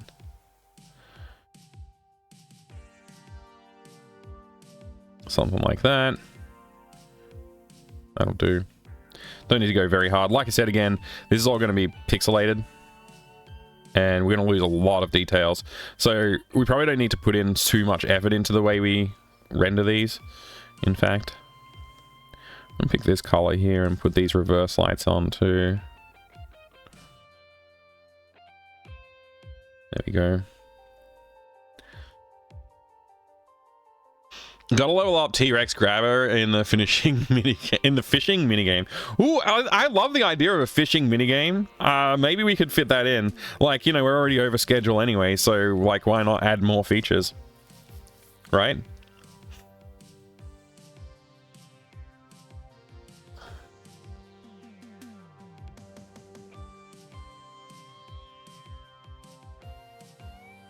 What is going on with this shadow?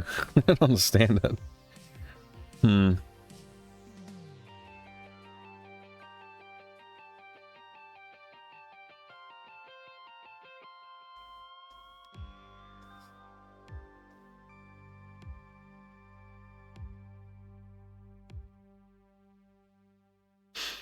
Hmm.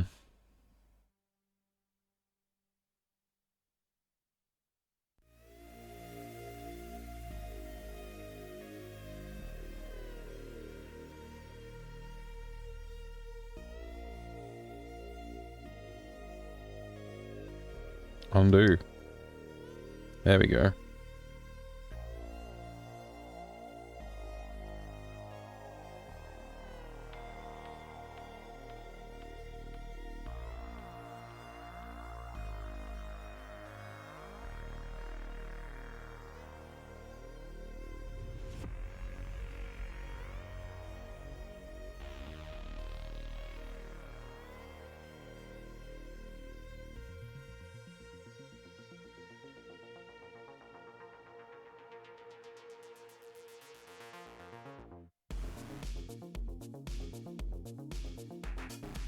Gonna throw in some highlights in case that wasn't already clear.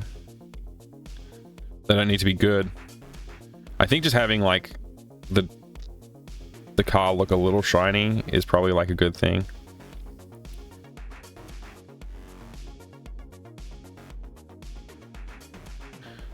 Don't want to be too generous with the highlights, but I want them to be there.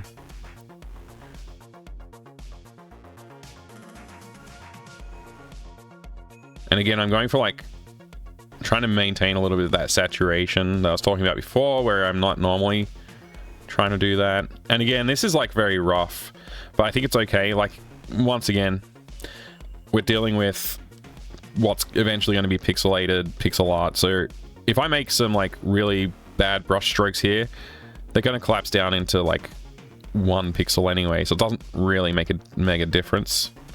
Like, I know that's lazy, but I have no intention of doing a high-res version of this game, so I don't really need to put in that level of detail and effort. But knowing that it's hinted at is good, and putting in some effort on it is good. So I think that makes sense.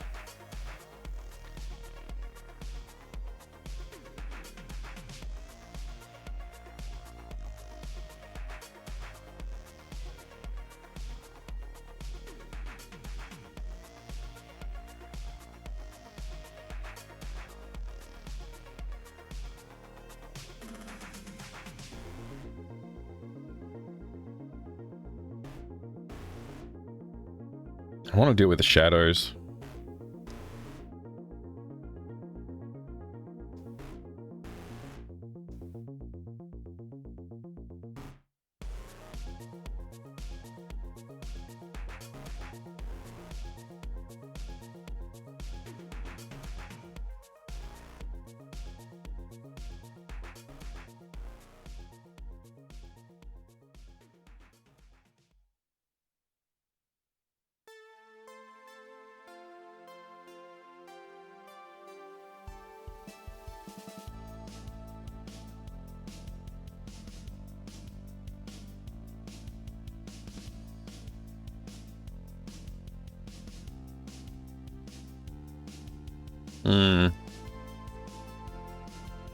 Probably want to bring in some rust at some point too.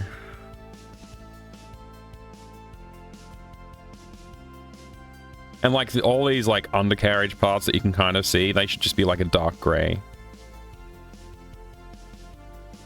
In fact, there's a good reference point that I did back here with these like browns and grays that are just like, it's just random junk that kind of hints that there's something there. I think those are good colors to pick from.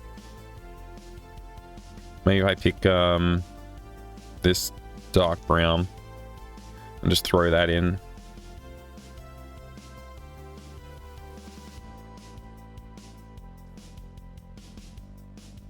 Chuck another layer up on top and just kind of fill in these areas.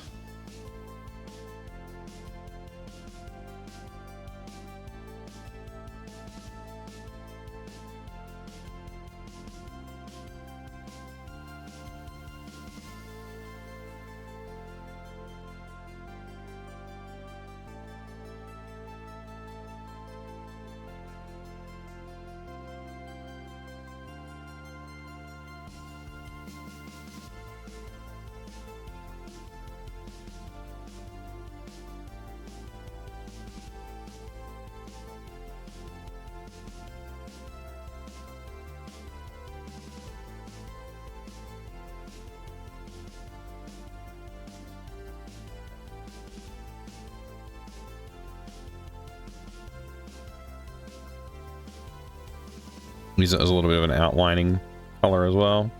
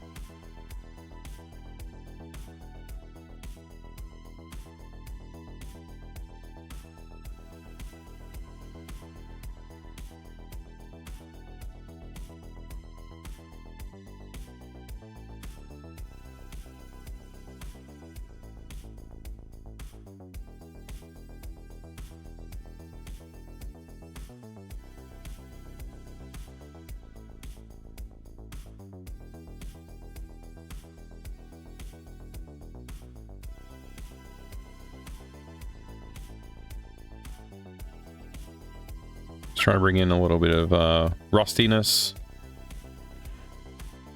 One thing you see with rust is like the paint will get darker around it as well. So I might try and emulate that a little bit with just some splotches. Depends on the kind of paint, but it's often the thing you see around like cracking and peeling paint is it gets lighter or darker. It discolors. The saturation of the paint tends to change and you get some little bubbly bits around it, and kind of looks awesome up close.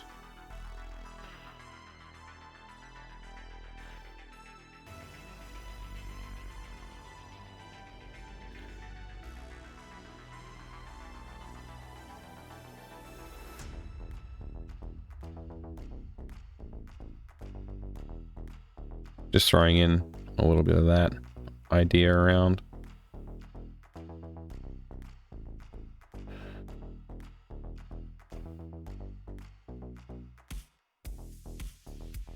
Didn't really want to mess with that highlight too much.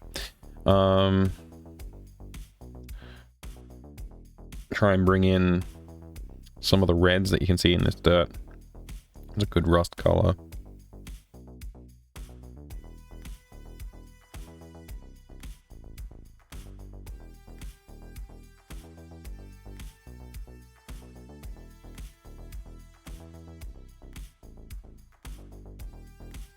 And then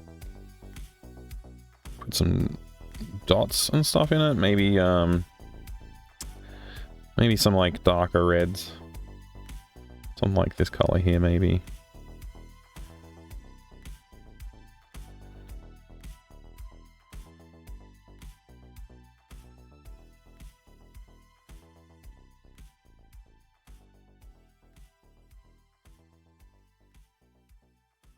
Trying to be very gentle and sparing with it, but I do want to have a little bit of texture to this rusty element. I'm going to bring in some of these other colors around these rust patches on this car as well, like the colors and saturation changes and stuff. I think this patch needs some more red.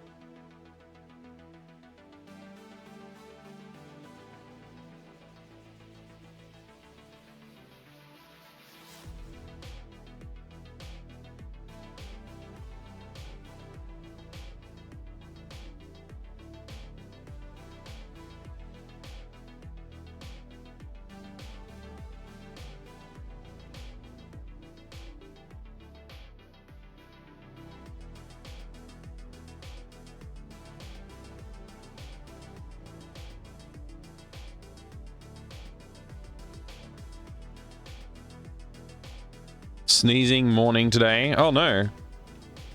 Bless you? Or bless me? I don't... Did I sneeze? I don't remember.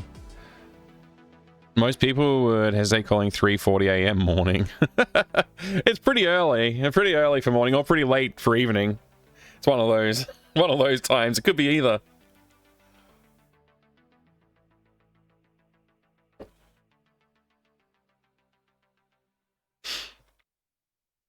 I'm starting to like the look of the rust. Especially because I know it's going to compress down into pixels, so I don't need to... Again, avoiding putting too much effort into detailing the rust and just having the idea of the rust be there is enough, which is fantastic.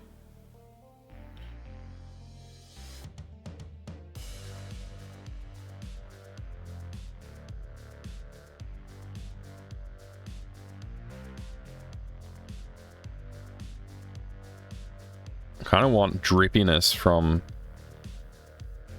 here somehow. That would be really cool to have. I don't know if I can pull that off. In once it pixelates, it might not be so much, but we can maybe do it on this one. Something like that. You know, these cars are dead and zombified almost by the rust.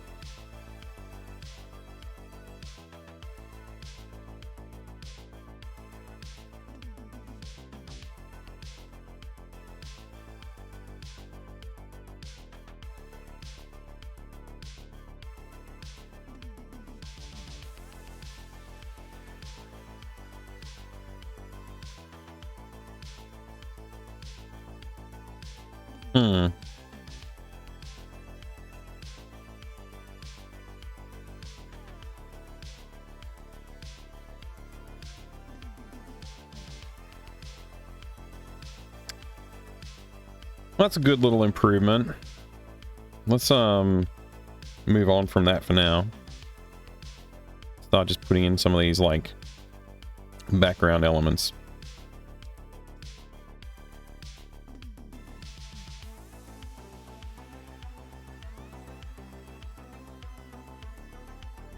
Oh, this is like a whole element. Try again. Be a little bit more particular about where I'd render this. I want this to still feel like it's like more cars in the background, but I really don't care about their form as much. What is this right here?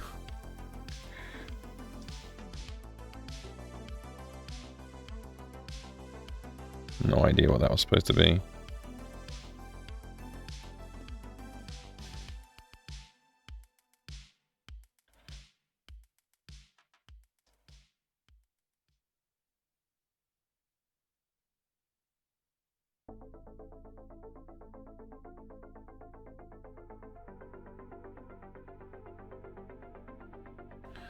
Just gonna keep going back here and picking out some of these colors I used for the junk pile.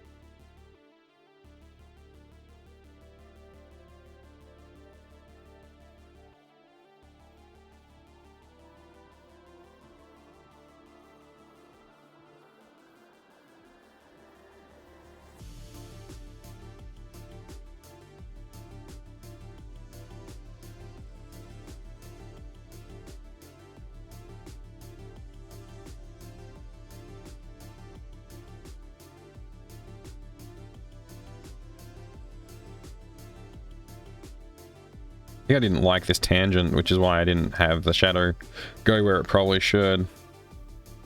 But, Maybe I can fiddle with it a little bit. Something like that.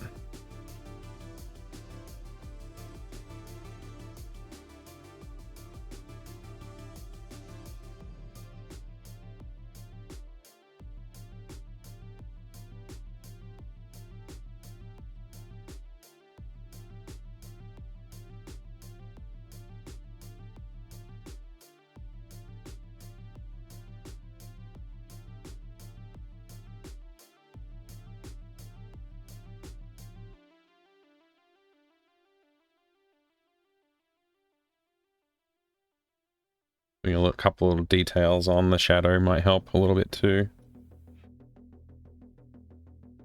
Is this all the same shadow? Yeah.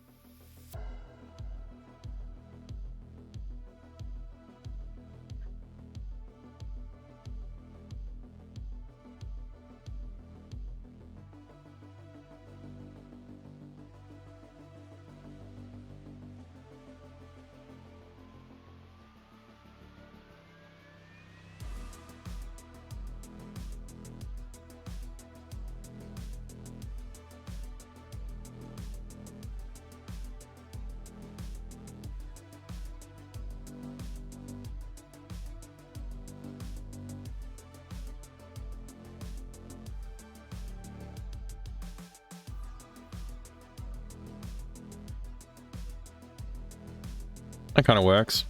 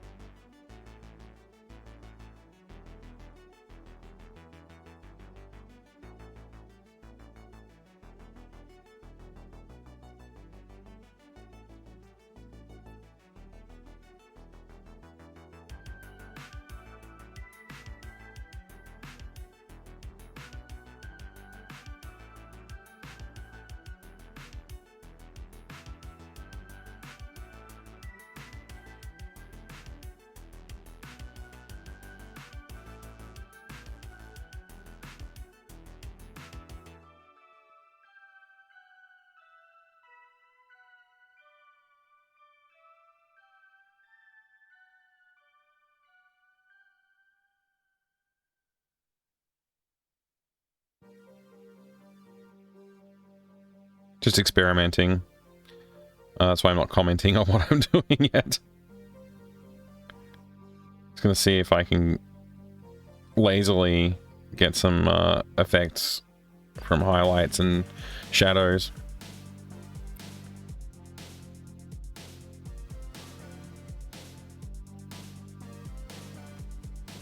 Something like that. Yeah, I mean, that kind of works.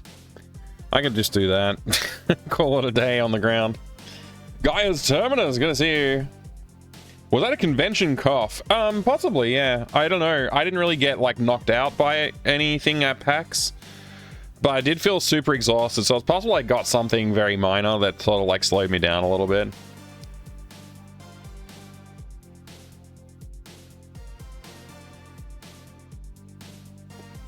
Definitely not the kind of level of detail I wanted to go for on the ground, but I kind of have to catch myself and not go into doing highly detailed drawings and stuff like that, because it's not supposed to look like that in this game. Let's just jump over here onto the palettes and the food.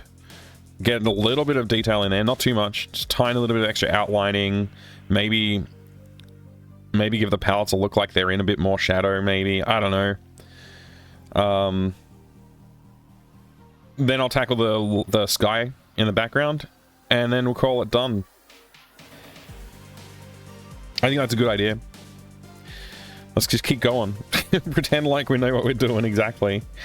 Start with the palette stack here. What else is involved with the palette stack? Just the palette stack. Great.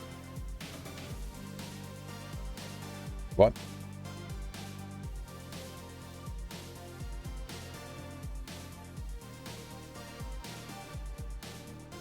And then all the dog food is one layer. Okay.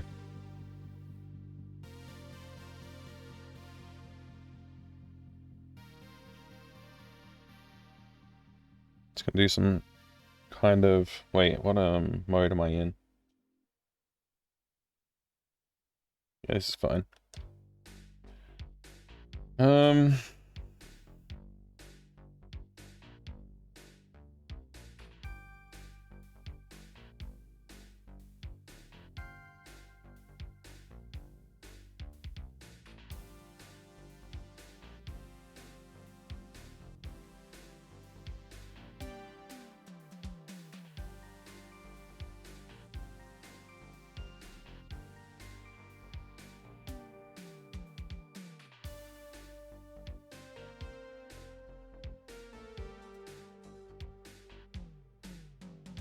I don't want to, like, think too hard about this. I just want to make sure that, like, the elements are somewhat visible and, like, correct.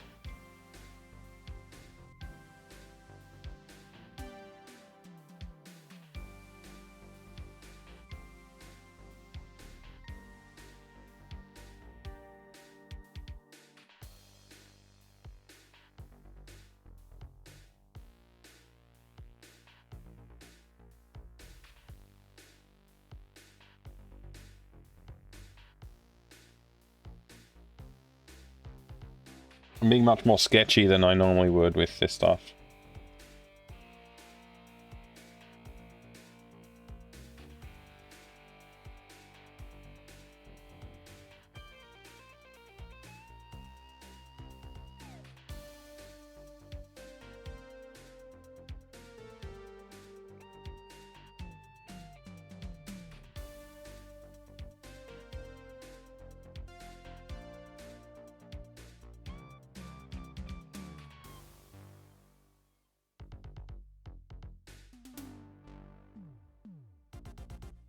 Hopefully that's okay. Feel like it's maybe a bit of a disservice what I've just done, but we'll see.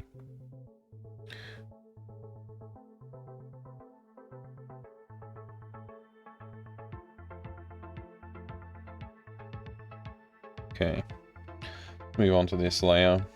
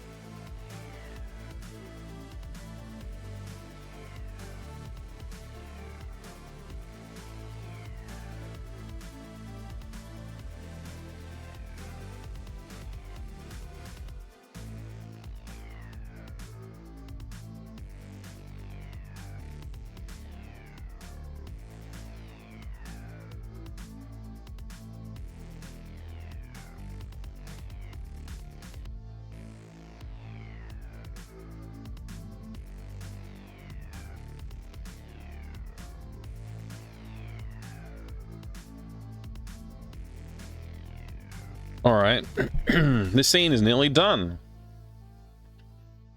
Always heard warnings about PAX Pox. Yeah, I've been to every PAX Australia and I've gotten sick a couple of times.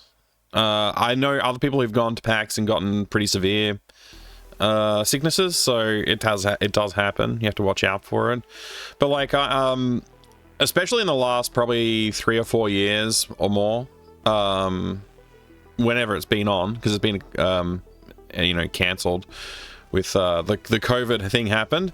But for the years that was running, I've been more careful trying to use like hand sanitizer, wear a mask sometimes. I don't wear a mask all the time, but when there's particularly dense crowds and stuff like that, put it on for a little bit.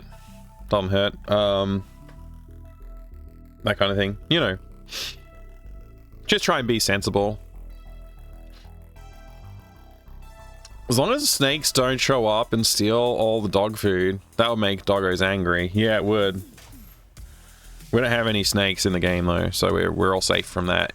This game's not set in Australia, I guess.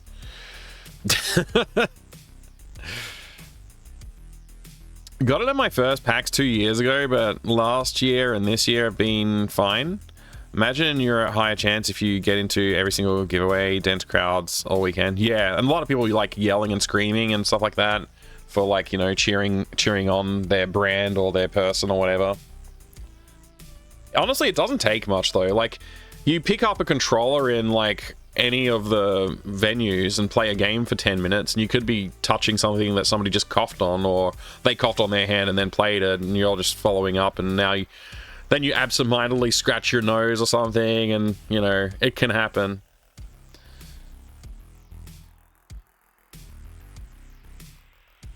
Do snakes in Australia chow down on dog food? I never thought about that. I don't think so. I think snakes tend to go for live prey. Who knows, though? Maybe it's a thing. Bin chickens eat everything. They do, yeah. Yeah, the Australian ibis, or whatever it's called. It does get into everything.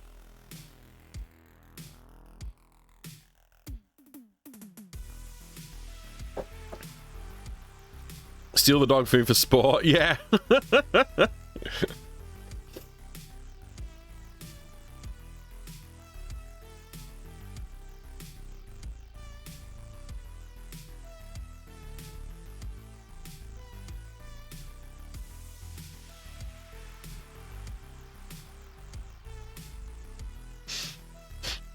I think I might maybe call this done for now.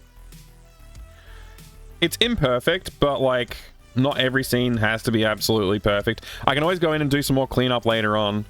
But this is like far more done than it was when we started, and I don't know, I spent a long time on it already, so maybe I just call it a day for now on this piece. I'll just save where we're up to. Let's go ahead and use GIMP to do the transform into the game quality art. I know for sure that I think I've redone the pixel art for these rip and tear signs in the past, so maybe I need to pull those from like a previous one that I cleaned them up on, because once we go to pixel level resolution, they do lose a lot of detail.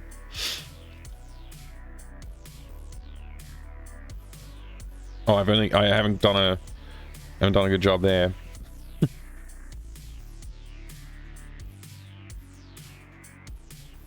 There we go. First thing I'm gonna do is just scale. Scale image, right.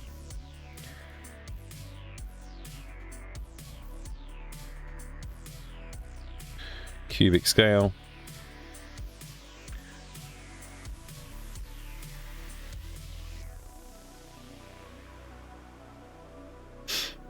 Yeah, so the rip and tear signs aren't very great to look at. Everything else is pretty good though. Like the rust does come through okay. I think the rust looks like the hint of the rust in the higher resolution has come through nicely as like, oh yeah, these look like rusty and decrepit machines now, which is good. I think the ground could really use some effort, some real energy put into it to like really render out like some pieces. Maybe just highlighting, pulling out some like rocks, like just in a few areas, just like putting a rock down or a pebble or like those kind of like gravelly bits, anything like that, to add a little bit of texture and tone and like differentiation there would be good. Maybe cleaning up the edges of the pixels along this building. Maybe. Stuff like that are things that we could do to polish this up before we go to production. I think also I need to deal with that background, the light sky color background. Kind of want that to be like a purpley, night, dusky sort of tone. Which I'll go do that now before we spend too much effort here. But I do believe I had like a rip and tear pixel arted up signs. So let me just see if I can export this. Actually, let's reduce the color palette down a lot as well, just to really, yeah, once you do that, it starts to feel a lot more like one of those VGA games as well, once you reduce the color palette a lot. Well, again, like adding some texture elements to the ground here to like highlight and pull out some stuff. But yeah, this does make the shadows a lot crunchier. I think overall though, this is like pretty good. I think it made the rust look a little bit more interesting even than it was before, which is kind of cool. Yeah, I think overall this will work. Again, like I said, I kind of want to deal with the sky, but that's pretty cool. Let's do a little export for now. Oh, we gotta go pick the right folder. I love GIMP, but I hate GIMP. This is redacted. This is room assets. This is junkyard 1. Call this background 4, I guess.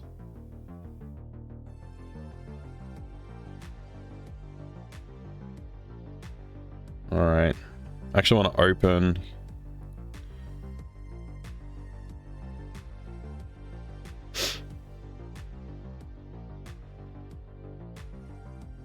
That's not it.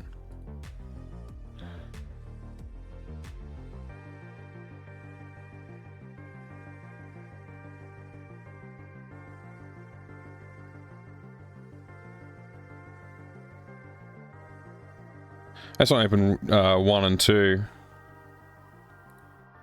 because I want to see if I did do a cleaned up pixel art on one of them. Looks like this one's cleaned up. And this one's incomplete, so yeah.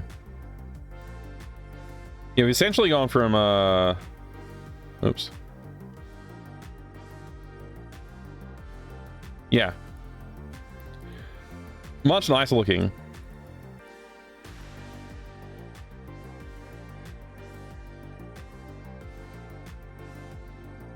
Yeah, all that effort, I think it was worthwhile. I think what I'd like to do is just grab these elements. Before I do that though, change this mode back to RGB.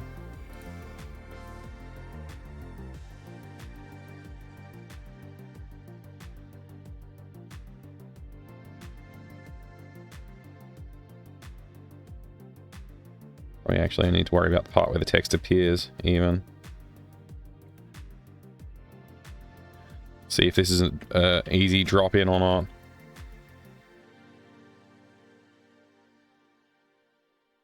Can't even see where that's supposed to fit.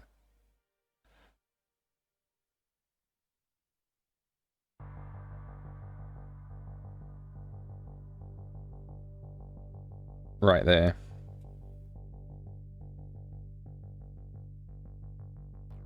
Yeah, it's pretty much the same.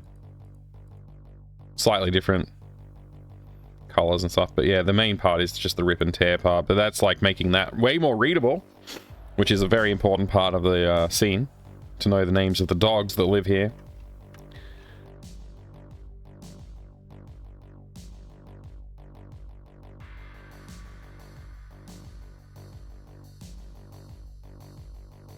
Use default Win3.1 font for the dog name signs. Now that's scaled down. Win3.1 font. Remember in the remaster of Monkey Island stands discount boats or whatever the sign is. Do you remember that? How horrible it looked because they used like word art for it.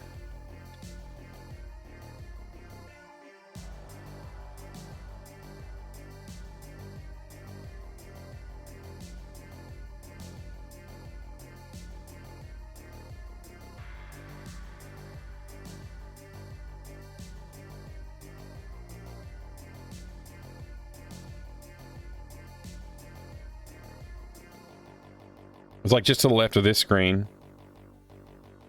Oh, here it is. Wait. This isn't it. That's the original one.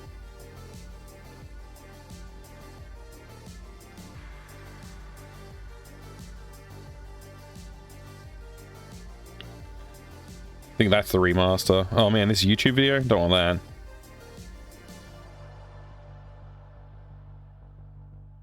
I'm kind of surprised that somebody hasn't just like made a screenshot of it because it's so bad.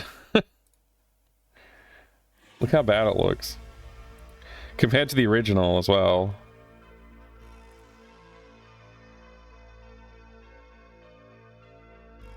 It's like very lazily up-resed compared to this original beautiful font. It's just like word art they just slammed in there. The grog machine looks amazing. Like they spent some effort on that, but this is just like lazy. I don't know. I mean, to be honest, I might just do that if I was being lazy too, but still. And I would be lazy on some of this upscaling.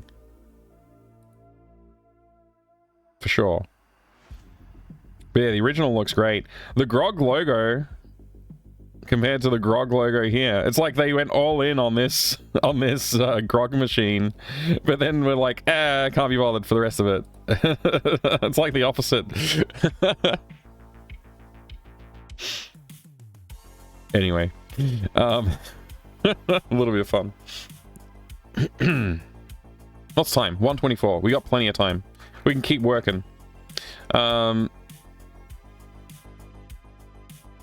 For now, I'm going to not touch this scene again until it's time to do a polish pass on anything. Knowing what it looks like now, we don't have to touch it again. We can come back to it, whatever. Big deal, you know, all that. We're not going to touch this again until it's time to polish. So, like, knowing that we need to deal with that background color in where the highlights are, like where the sky is, I know I want to come back and tackle that. Hopefully that'll be an impetus for me to go in and do a cleanup pass on it before we launch. Because it looks pretty bad, honestly, with the way the tones go, and then it's like this highlight popping in the background there.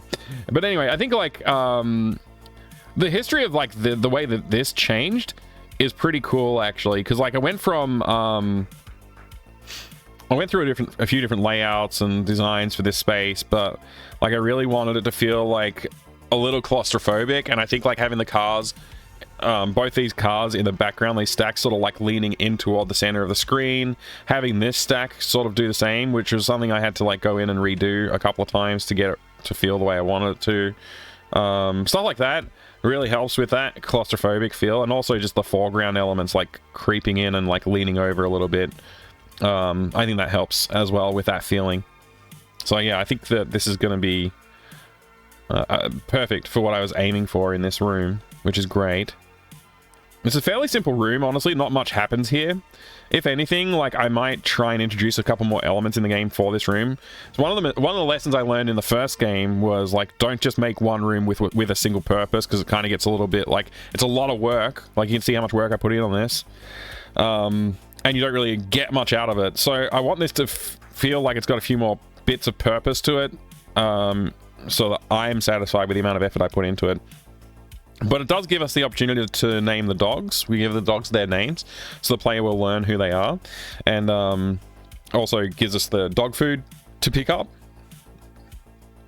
I don't know what else it gives us at the moment. I don't think that I have anything designed for this scene. In fact, that's something we could probably go back and take a look at. We haven't looked at the game design today, and it's been a while since we looked at the game design. So why don't we go take a quick look at the design. It's in our Figma board. It's 4:59 on a Friday. Scene needs to be sent to into production. No touchy. Yeah, exactly. I mean, what?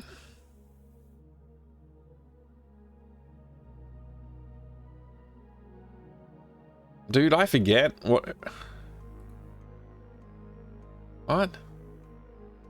It's wanting me to log in, and I forget which email I used to create the account.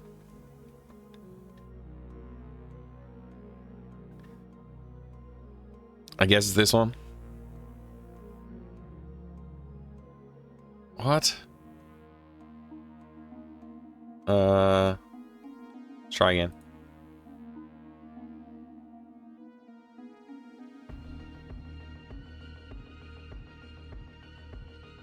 All right, we're in. Okay, so there's our 2 complete games there. The design document for each of those is like, you can tell how much more complex the second one is to the first one. This is the third one, which is like even more complex. You can see it's like a 3-act structure. Why do I do this to myself? Like, I tell myself I'm going to keep the scope limited, and this is me thinking I'm keeping the scope limited. I'm like, I'll do a 3-act structure for a minigame. Which is obviously not what you do for a minigame. I should have just been like, it's a single act. I should have simplified this. Anyway, we are where we are at, and it's going to be what it is. I did want this one to be dialogue heavy and have like a storyline, and I wanted to focus a little bit more on humor. I wanted to have voice acting, and I wanted to improve the way we use music in the game. There's a lot that I wanted to do for this one, so it's fair to say that there's a lot more here because of all of those factors. Of me wanting to focus on little different areas of the design. For those of you who haven't seen the design document before, I'll explain a little bit about it. It's been a long time since I've streamed. Why is this here? Can I get rid of this, please? Can you go away? Okay, that'll do. I'll explain what this is, and it's probably easiest to start with maybe this one. Even though this is pretty complex. This is the simplest one. Maybe we just start with the first game as an example. What this is actually a puzzle dependency graph, but I use it as a design document for the game development. I'm going to make a video about using this as like a way to manage scope and manage the design of a game and know what is required for the game. Basically, it's like the seed from which I derive all of my other project management needs from. It's kind of like my core design. Works really well for adventure games. It can be applied for other games as well. Puzzle dependency graph. I learned all about it when I made the first game, which is kind of true. I already had read that article before, but I did it on purpose on the stream so we could learn it together and go through the process. Anyway, you can see like in order for you to, let's say you want to go outside, you need to use the vice grips on the door handle, so you need to go to the basement to get the vice grips. But before you would choose to do that, before your character allows you to do that, you actually need to know that the handle is broken, so you want to try and go outside. There's no reason for you to go outside initially, so your character will say, I don't want to go outside. The reason that you need to go outside is because the stove is broken, you need to go get a part from the barbecue. The character says, oh, I can get the gas hose from the barbecue outside. Before your character will let you go outside, though, after you've done this, is you need to drink coffee, because they say, I'm not going anywhere without my coffee. So you have to get the coffee, grind the coffee, brew the coffee, combine the coffee stuff. So that means you have to get the milk as well, steam the milk, and then combine the coffee stuff. Now that you've done that, you can drink the coffee. Now you're allowed to go outside. And when you try and do that, it breaks the exit, breaks the door handle. So now you need to go to the basement, get the vice grips, then go outside. So this is what I use for like the game design process. So you can think of this as like, knowing that you have prerequisites before you progress the campaign of the game in some way. It's a fun way to do that. So like, if you're making an RPG and you want to make sure like the character needs to get this from that dungeon before they can move on, you make that like part of the quest line or something like that. This is like a useful way of documenting that. So it doesn't just work for adventure games, it works for other stuff too. And once I've done that, I know, like, okay, just looking at that section that we talked about, I need to have vice grips drawn. That needs to be, and I need to have the basement drawn. I need to have the kitchen drawn. I need to have coffee. I need to have all the parts for the coffee that you get along the way.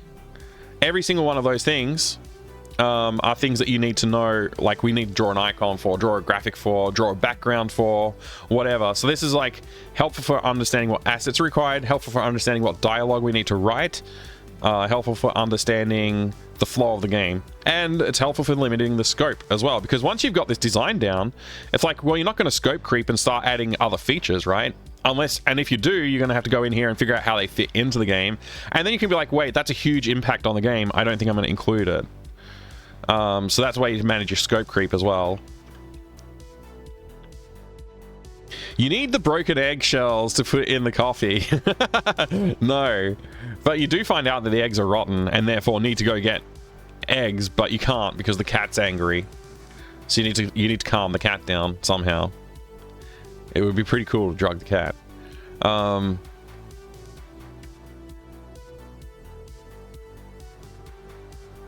Yeah, so like this is a more complex version of the same thing. And in this one, I've also designed the mini games that were required as well in the design document. So this is like, and I also use this now with like a few more notes and stuff like that to like help define some of the rules or reasons and stuff like that as well. This one is a more complex design because it does actually have more components and stuff like that, more bits and pieces going on in this game. There's like a mini game for metal detecting. There's a mini game for guiding a hamster through a maze. There's a mini game for unlocking the door, and there's a mini game for combining items to create a battery. So there's like a lot of stuff in this game. This game's very fun actually. It's a good game. And so like this one's going to be more complex, but so I'm using the same principle to help design things. And I'm also saying like, okay, we need to have like a 3-act structure. And you can see there's some lines that go between, there's like this line, and this line that go between Act 3 and the other acts. If there's a line that connects back, we know in the game design that the character still needs to be able to navigate their way all the way back to wherever they get this from. Because we're not blocking them from progressing if they don't have that item. So if we did say, like, leave this location, like if we exit the junkyard and then it goes on to another chapter, and it's at a different location, it's fine because we've already used that item, right? To complete Act 3, we've needed that item. And to complete Act 2, we needed this item, whatever this item was. Or this item, whatever they happen to be, you know. You can't progress until you've done those things. So that's a way to prevent you getting soft locks built into your game design as well. So, like, if you know, oh, I need to have all those things to complete this act, that's great. And again, that could be things like, oh, the player has to have a certain spell or ability before they can progress. You know, that's another way to think of it as well. It doesn't have to be items in an adventure game. So this is a pretty fundamentally a pretty great way to design. I also have some notes here about like what's happening in the game. I also have identified places where I need animations or cutscenes or dialogue in place, which is pretty cool to have all those things highlighted and visually being like, okay, I got like 2 cutscenes in Act 2, got 1 cutscene, well 2 actually because we got the intro as well, in Act 1, and we have at least 1 outro cutscene in this act. This act isn't fully built out yet. I didn't want Act 3 to be too long, so I'm trying to limit what goes into Act 3. And I wanted Act 2 to be big and chunky, and that's why I've given it a little bit more space so I can move things around and add some more content. And I think I have a few notes somewhere saying like I want to do more with this or expand. Yeah, some expansion opportunities here. Add a bigger puzzle for the battery situation. I think I already expanded this one, so yeah. Oh, it looks like this one's maybe already expanded too, because it does seem to have those elements there. But yeah, more expansion possible. It would be pretty cool to drug the cat. The cat. Oh boy, we're having fun. Meow. Excellent. But yeah, okay, we've taken a look at the design document. Let's actually focus in on what we're actually looking at right now, which is the junkyard part 1.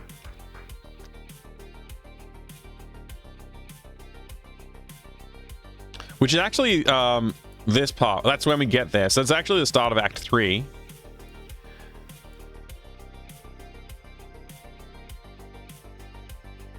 Oh, right. I forgot about that. See, this is why I looked. We need the place for the rats to run and hide, which is, I think we already have. It's like the idea was they were going to run behind the pallets. So that's okay. So the rats are going to be like protecting the food. So we need to attract the cat over here. Using the yarn on the fence to attract the cat, which scares the rats away from the trees. Temporarily, the rats will hide in their hole. If the hole is still open when the player tries to get dog treats, the rats come back and stop them. So the player actually needs to use a hammer and nails and a board to seal the rats in their hole. And now, the cat has done its job. The board has done its job. We need to figure out where to get the board from. So that's a puzzle that we can figure out. We design into Act 3, and then we can get the dog treats and we can enter the yard for the stealth section. So the board could be either Act 3 or Act 2.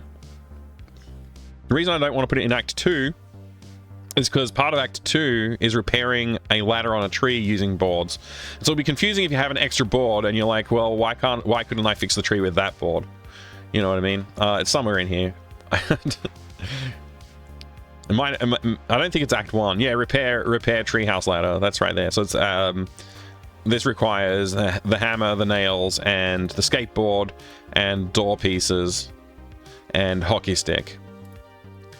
So I don't want those to be confused with the board that you use to cover up the rat hole. So we need to, that's why this is going to happen in Act 3 instead of happening up in Act 2. Unless this happens in the treehouse, in which case you use all these boards and then you can get a board from the treehouse, but I don't think we're going to do that.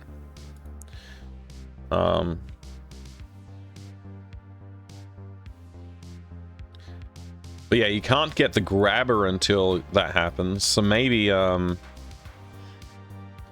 maybe we could make it happen in Act 2. But it's like something that requires you to have the grabber to get. Anyway, whatever. Need to do a little design work on Act 3 still. The stealth minigame is also something I need to start working on, start thinking about a little bit more clearly. So we're going to have an overhead view of like the maze section. It's not a maze really, it's just like a place where the line of sight gets blocked easily. So you can navigate that and try and avoid being seen by the dogs. But the dog's patrol path will always allow them to see you unless you distract them with some treats. And some toys. Which in fact, I think that is this line that goes all the way from, yeah, squeaky toy from your bed. You take that with you all the way into Act 3 and that's what you use to distract the dogs. So, yeah. Anyway. It's good to see like the part of the game where that this part here is junkyard 1. So the rats are going to live there as well. So if we go back and take a look at our image, the rats I guess are going to go like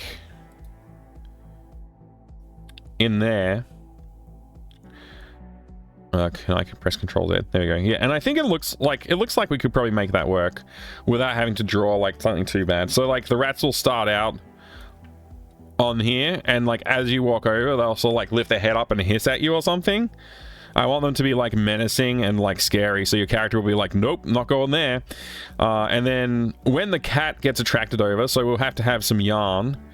I guess you like use the yarn on the truck bed, and you'll throw the ball of yarn. We'll have to animate like the string falling over here, and then you'll pull it back, and as you pull it back the cat will sort of like pounce after it. Once the cat's here, it'll see the rats and like hiss at them or something, like do the thing where it gets its back hairs up and like goes hiss or something, and then those rats will run off and hide. And then we need to be able to hammer a board over that hole there to block them in. So it might make more sense to like maybe have them run off to a hole here, and we can hammer a board over the top of that hole. So it's like because it's made of pallets, there's obviously very holy, and the rats would easily be able to escape if you hammered a board over here. So maybe it makes sense to put the rat hole on this side, like right here somewhere. So that's good to review, and now we know. But I think we can make that work still, even just with what we've got so far. I just need to draw like a little hole here, which we could probably just achieve that right now.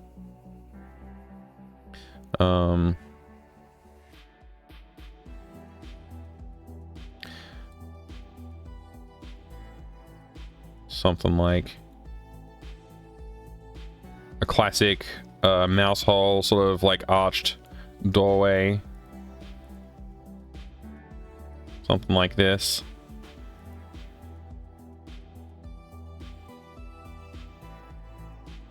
Maybe that pixel was a little errant.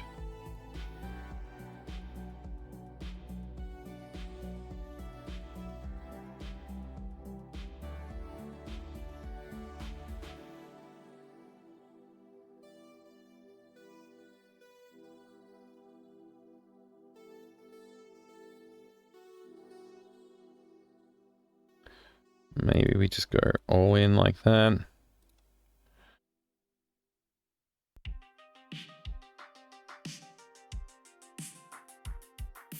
Do a little bit of outline on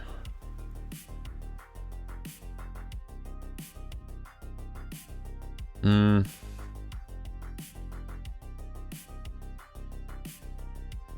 Something like that, maybe.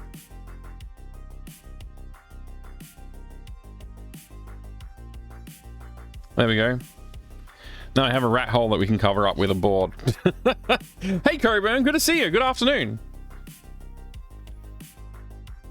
So, like, for now, that's fine. It doesn't need to be, like, super well done right now. But we can animate the rats running from here to here. We have to draw the rats first, of course. I don't think we're going to have too many pixels to deal with for the rat. But let's, what is it, Control-Shift-E to export or something like that? Yeah, we'll just overwrite that.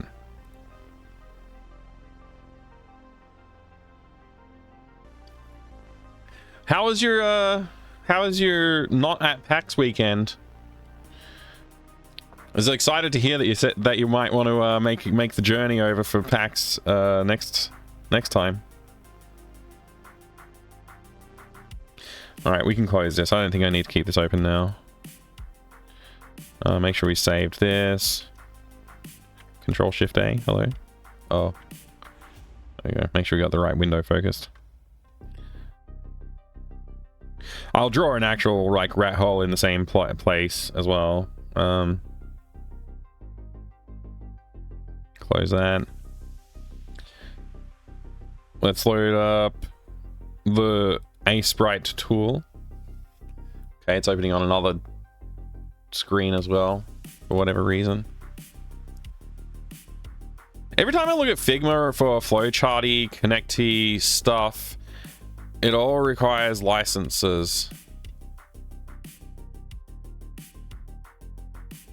I don't know, like, what, am I using it differently than you? Yours is all right. Family stuff, sapped energy, but I got some personal project work done. That's good. That's good, Coburn.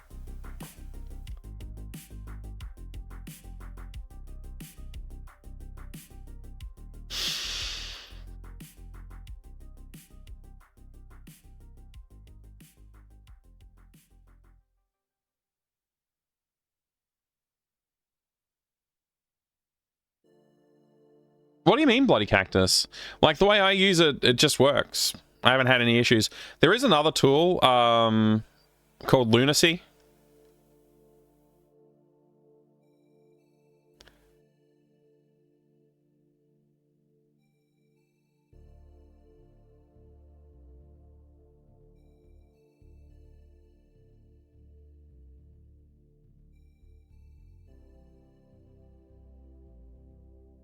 Which apparently is very, very good, similar to Figma. Actually can import from Figma. Looking to start using Figma to try find like flowcharting stuff, and had All had plug. Oh, wait. Flowchart stuff all had plugins / licenses. Maybe I'm not looking at the right stuff. I mean, I just use the basic features. It depends on what you're trying to do with flowcharting and stuff like that, I guess. Yeah, there might be more to it.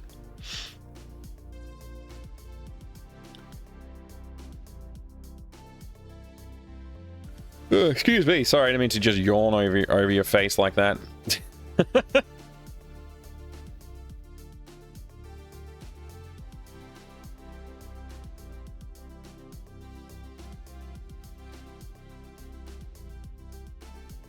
I'm just looking at the Lunacy website, actually.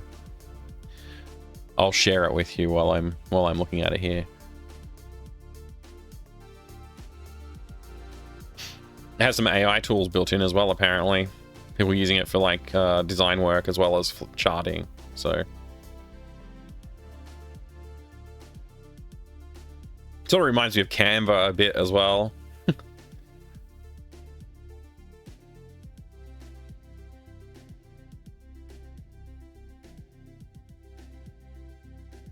I guess they're not like comparing it to Canva though, so I guess that's not who they think they're competing with.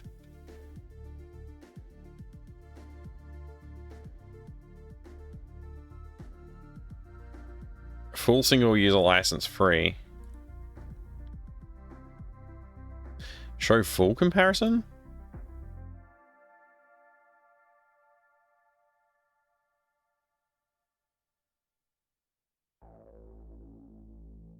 Whatever. I haven't tried using this yet. I was planning to move to it once I finish this game and try it out. But yeah, we'll see.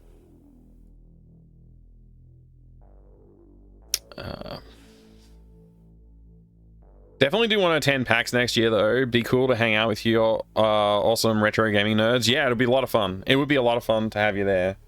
I really enjoy meeting everybody up. This year was really nice. I had some really great interactions meeting some people.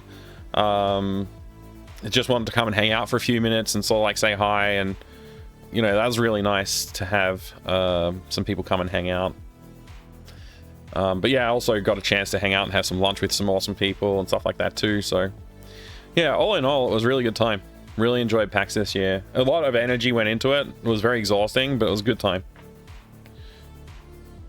Let's see, what are we doing? What even is some of this stuff? Oh, there's some character design stuff in there and stuff like that. Animations for Sierra. Let's check out that. Let's just have a look at that. Is there anything missing that I haven't done yet? Or I think we're done. I think I remember actually I finished doing this, didn't I? Let's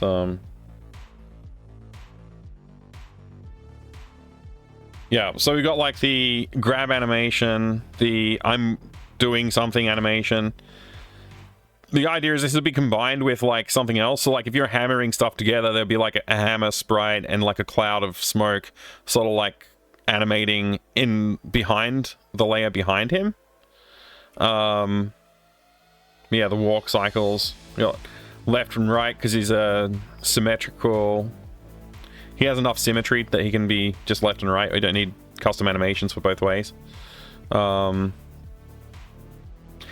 like the secondary movement. Look at the jacket. Like, I put a bit of extra effort into the jacket. I haven't gone in and dealt with the hair fully yet. The hair on the walk down doesn't, and walk back, neither of those are doing much. But the jacket itself looks great. The collar's flopping up and down, and the folds, the flaps of the jacket, whatever you call those are all wiggling around. It looks great. I could probably do a little bit more on this animation, but I'm actually really proud of this one. It's done quite well, honestly. He has good movement. Yeah, I'm pretty proud of that. Good effort.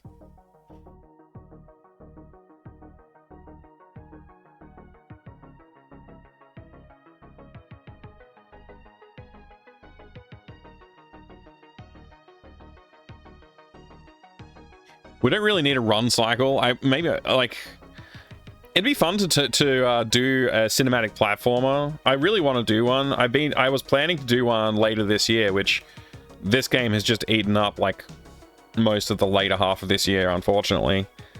So yeah, cinematic platformer. Hopefully we can do that like early next year. If I get funding for the big project, I might do a cinematic platformer as like a 1 day a week I focus on cinematic platformer dev. That'd be fun. And also then I can do some engine programming, which would be fun. I haven't done that enough in the last couple of years, so it'd be cool to do some engine programming.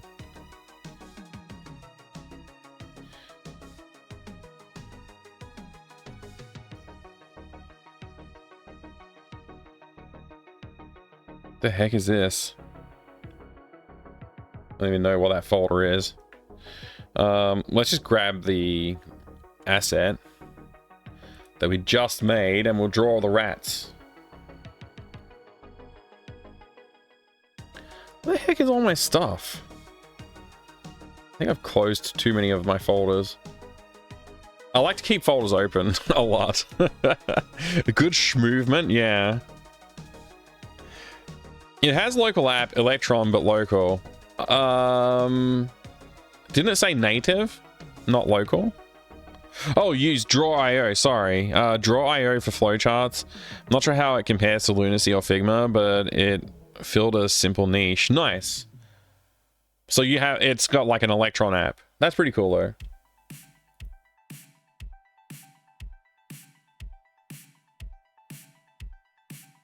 though. Let's see.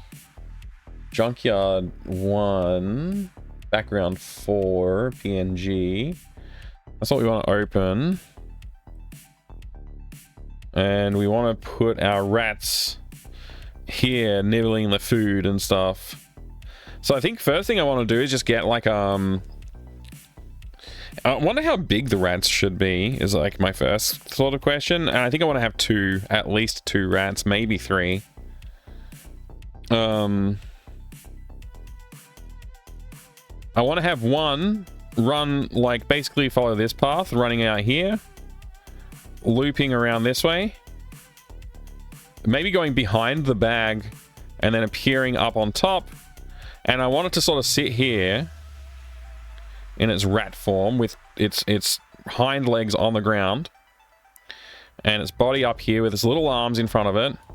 And I want it to sort of like bend down, stand up, having some food in its hands, and then like head down, nibble, nibble, nibble, head up, look around, and then bend down and repeat that action. And I kind of want that to just be like when it's out, that's what it's doing. And when it leaves, it'll jump down like straight and go straight into the hole. And then when you walk over to get the kibble, the dog food, the kibble, whatever it's called, it'll run out and hiss at you. It'll jump up, it'll run out and jump on the bag and hiss at you. So when you get into a certain proximity, I don't know what that proximity will be, something like this, when the character moves past this line, that animation will play out. The player character will stop here, and will never get any closer. It'll hiss at you. And then, yeah, that's like, it will start replaying that cycle. I want to have another one that just sort of comes out. Maybe it'll do like a little bit of a S curve almost up to here, and then just start nibbling. You know what I actually probably will do? I possibly won't do the S curve. Might keep it.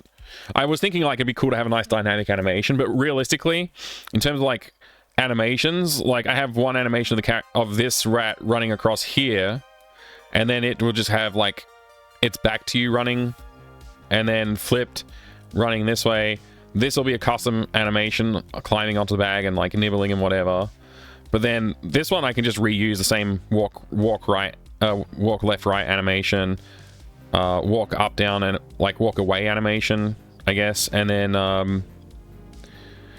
it will just play like, maybe it'll have like, we're looking at the rat's back end with this little tail poking out here, and its head will just go down and nibble, nibble, nibble. Then it'll sort of look up and look to the left, look that direction kind of thing, and then go back, nibble, nibble, nibble.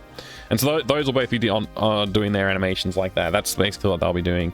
When the player comes along, they'll run and hide, and then they'll come back out. Sorry, when the player comes along, they'll hiss. When the cat comes along, they run and hide. and then they come back out if the player tries to cross the line. So that's the plan. Rats are too fat to go back in the hole. That would be funny.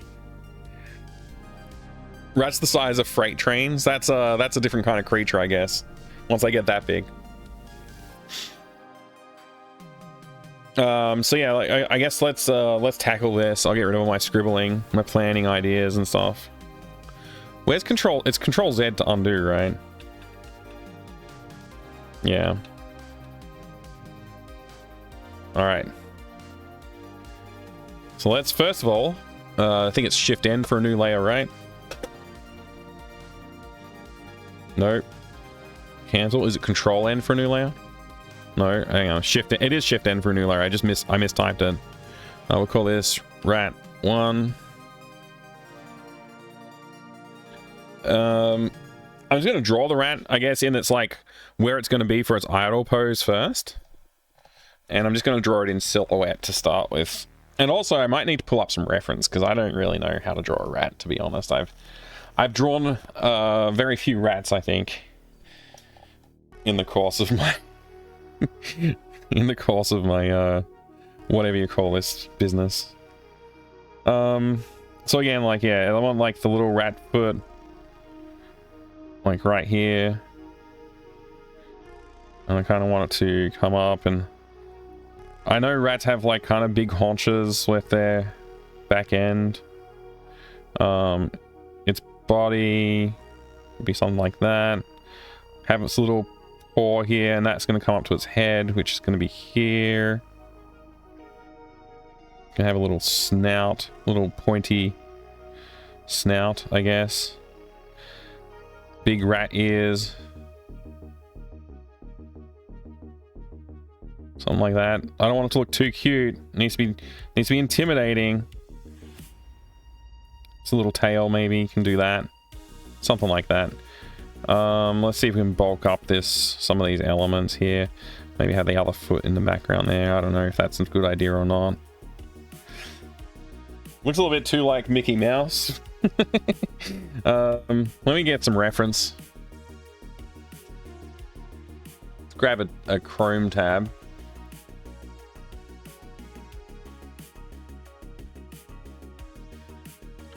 Let's see. Animated rat. Let's just search for that and see if we can find a cool design. I really instantly am drawn to this Master... What's his name again? Master Splinter. It's a looking rat. Instantly drawn to that.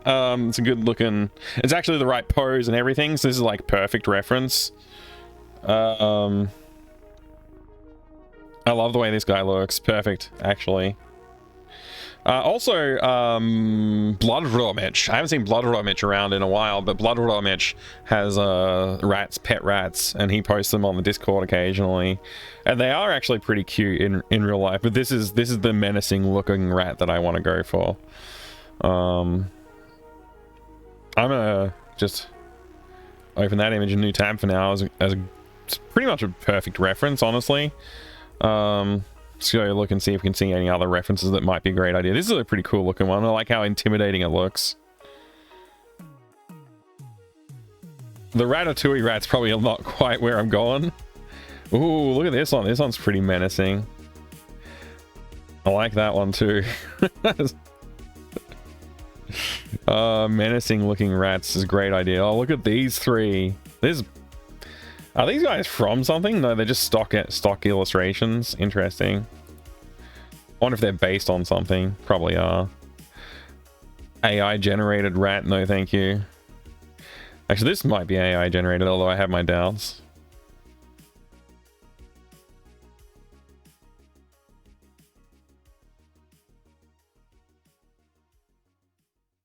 Well, that's a pretty good menacing rat face. I like that. We're probably not going to do a close-up, but if we do... Good reference for that. Oh, this is an even better reference, though. That's a really intimidating rat. It's almost like not a rat, though. I don't think rats have pointy ears, do they?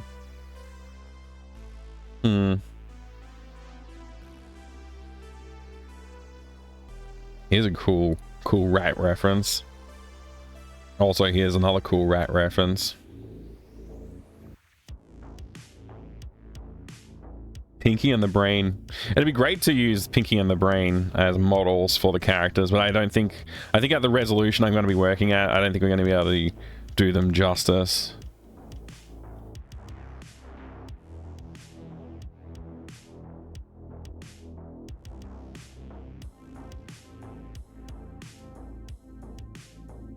Part of me wants to do like the multiple verb thing with the game designs. So like right now it's like one click for everything. So if you want to look at something or pick it up, it's like left click, right click. That's it.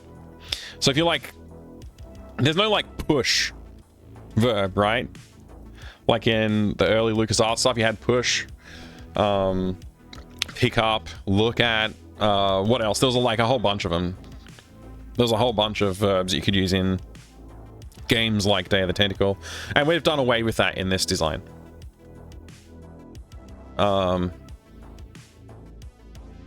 Yeah, just something to keep in mind, I guess.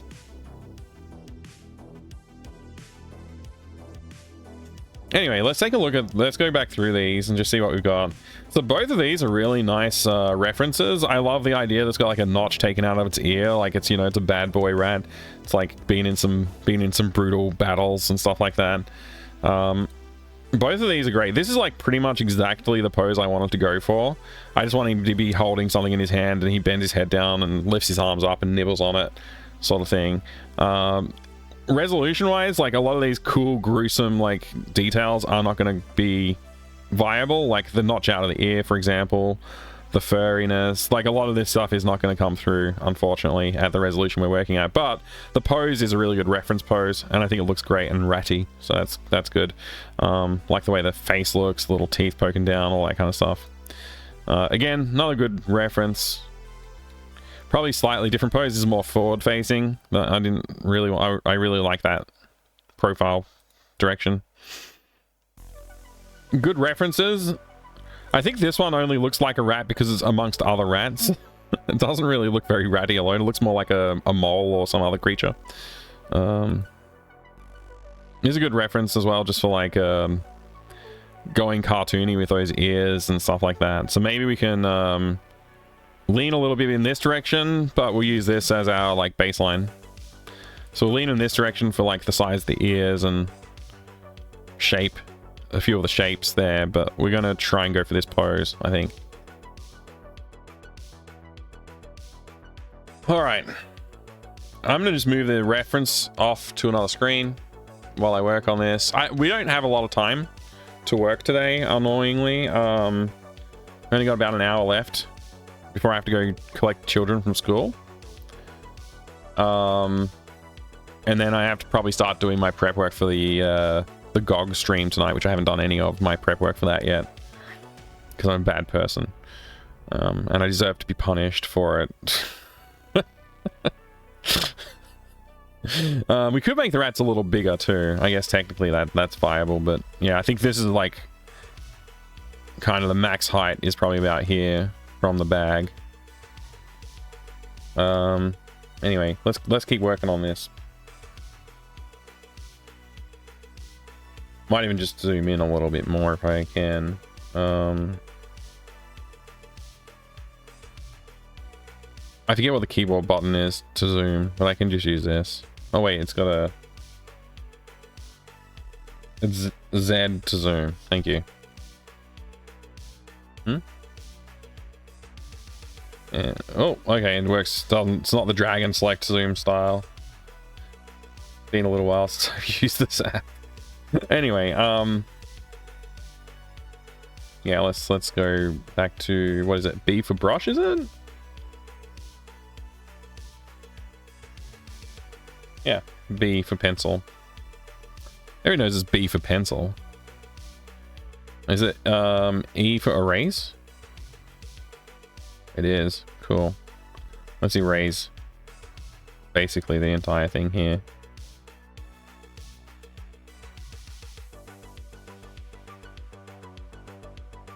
Okay.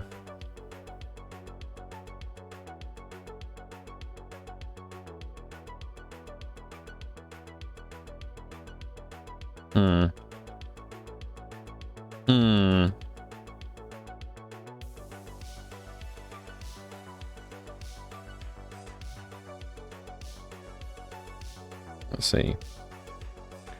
Long foot. Long tail.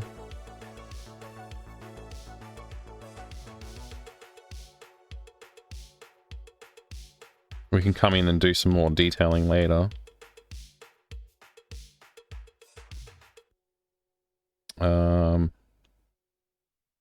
The color.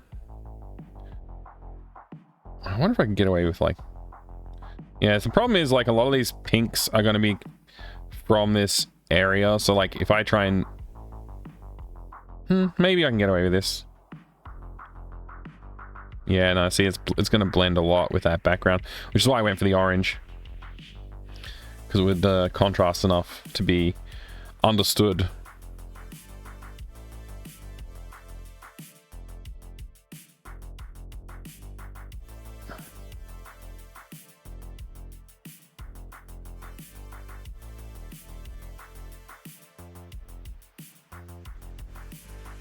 Something like this.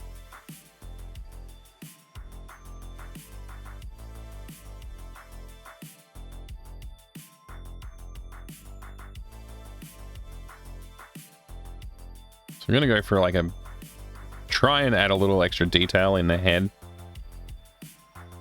If I can. So have the head be a little bit bigger than it ought to be. I mean, we're talking in the order of pixels here for adding details. Like, we're not... we don't have a lot of room to play with it. Let's see. What just... Oh my gosh.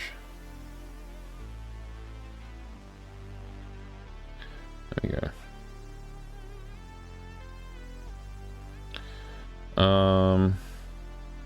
Let's see. Can we,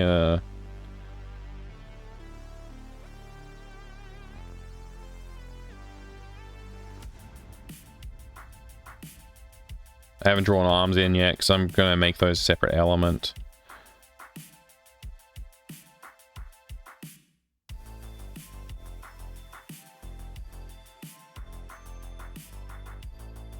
Okay.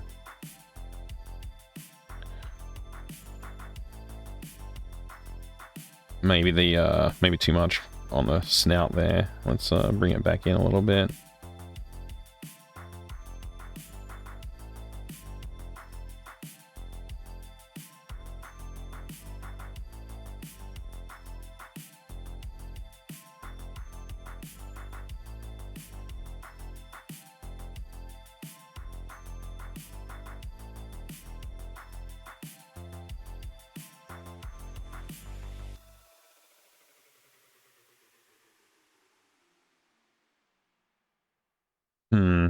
Yeah. Now we gotta get those ears in.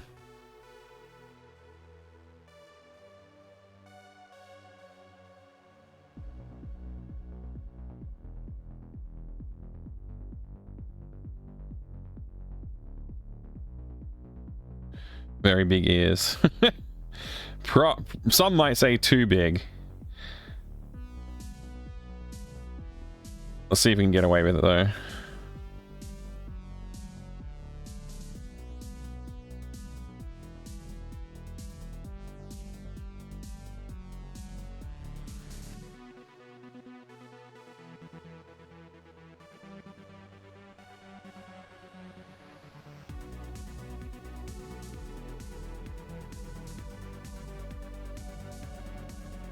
Alright, we need beady red eyes.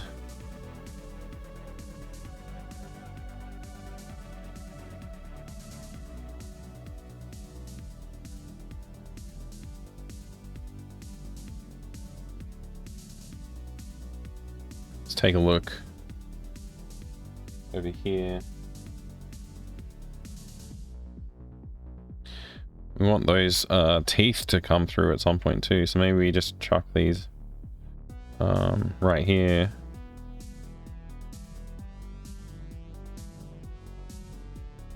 Something like that, maybe. Might be a bit too much.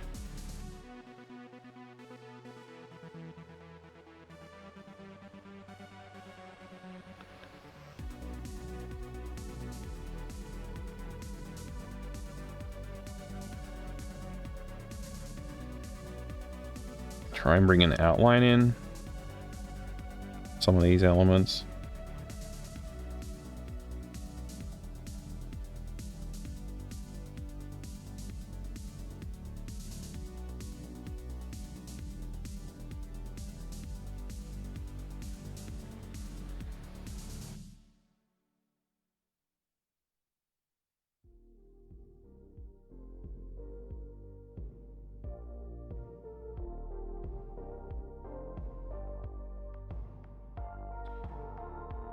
See.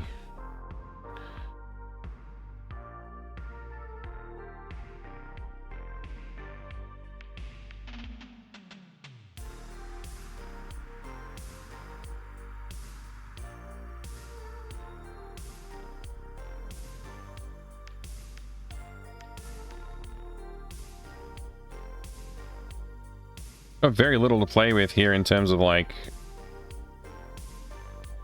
what you can understand, like visually. So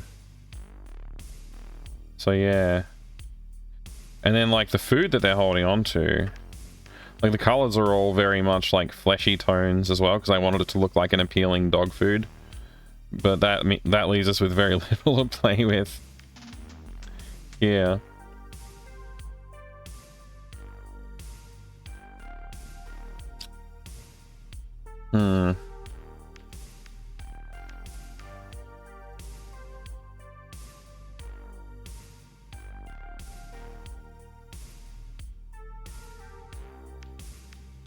I just about buy this. Just about.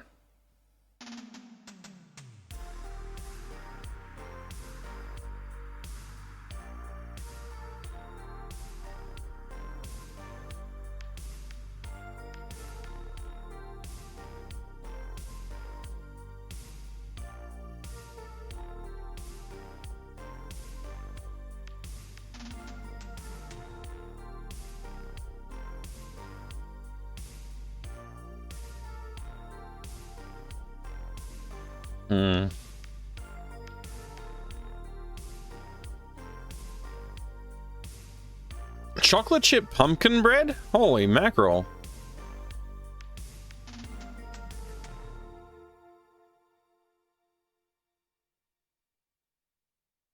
Sinister little guy. Yeah, that's what we're going for. He needs to be sinister. Sinistar. Let's see if we can get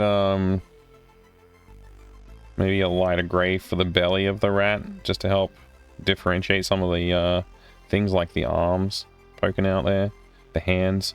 What do you call it on a rat? Oh, mate, I'm painting on the wrong layer, aren't I? Oh, wait, no, I'm not. No, I'm not.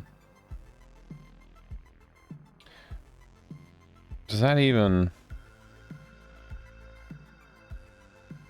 I guess that kind of works, yeah.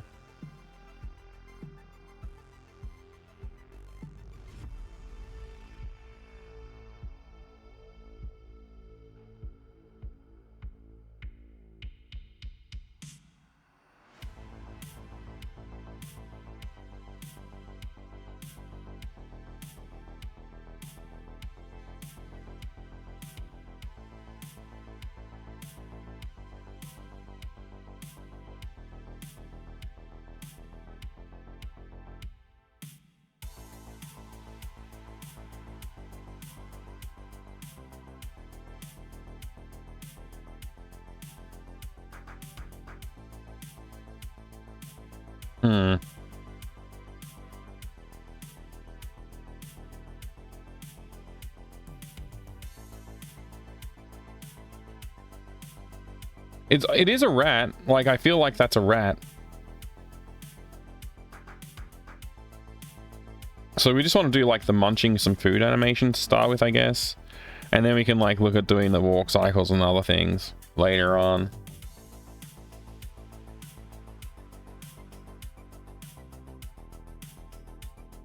If we have him do very animated, like lift his head up, open his mouth wide, and then like sort of like slam into the food, and then his hands can be empty, and we can have him like do like have his mouth like wobble up and down, and have some bits flying, like just debris particles, always, what are you going to call it, flying away. while he chews, and he can like, maybe he can like bring his arms back towards his body while he's eating, sort of like, you know, maybe that'd work.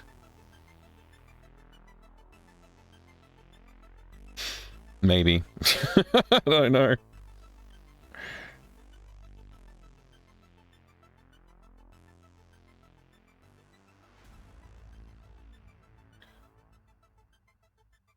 So like this could be a pose. What's the button for new frame? Is it Alt N? I think it's Alt N for new frame. Yeah. So the first thing I would think about is just like,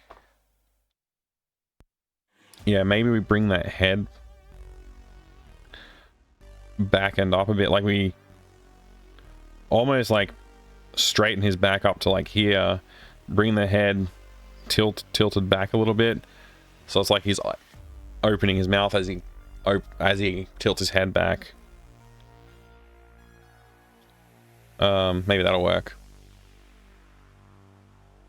Picture the wind up on the head tilting back with a delay, and then into the kibble with a single smear frame. Yeah, so like I'm at the frame rate we're doing, I don't know if a smear frame's a great idea, or if we just go straight into like, so he's holding it. I guess it might need to be here so you can see what how I'm gesturing. He's holding it here, like in this sort of pose right now, where he's like ready to bite. We're gonna have him come back up.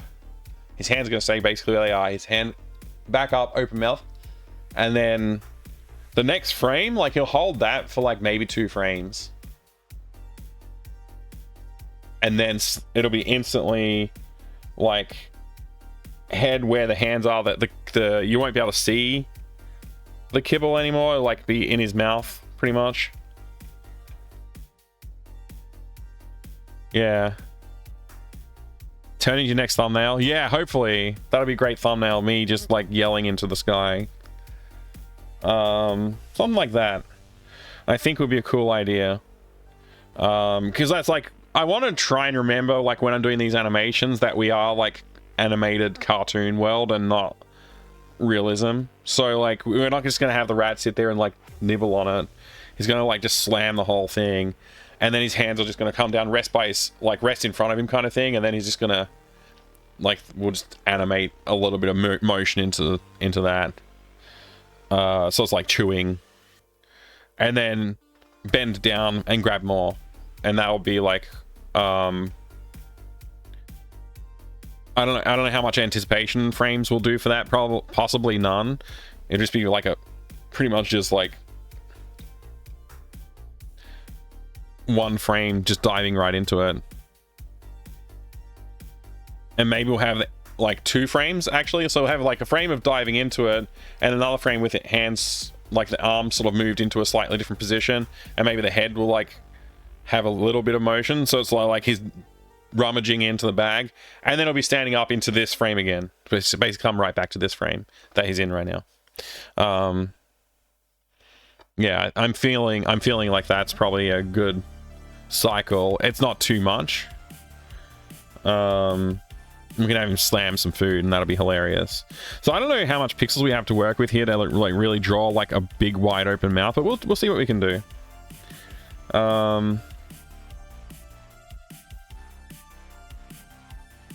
So yeah, essentially we kind of want the arms to stay where they are almost, and just have the body straighten up. So we'll see if we can do something for that. Kind of want to think about maybe just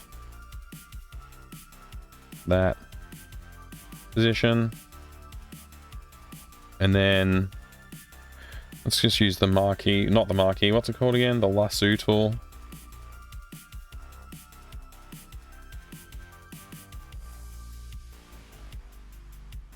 I don't prefer using the mouse for this sort of stuff often, but I've got the pen tool in my hand, so we're going with it. Is there a anti-select?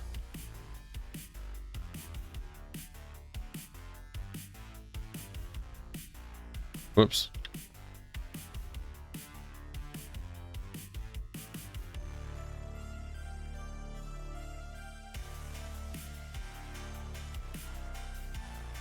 Surely there's an anti-select. Probably like right click or something. Yeah, it's right click. Okay. I don't have that set up on my mouse because I accidentally bump it all the time. So I sort of stopped using that. Okay, so we move the head back to up here, practically. Yeah, that's about right. And we also want to try and do the tilt, so we might as well just try using this to do that.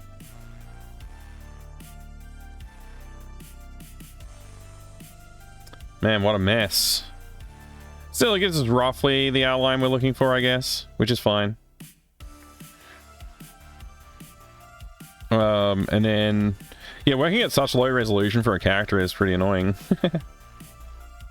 Why is it flickering? Is that because of the selection hasn't been committed yet? Yeah, that's why. So we'll add in some delays and stuff like that later on. So the animation's going to be very manic in the animation pane. I might even just turn it off for now. The preview pane, I mean.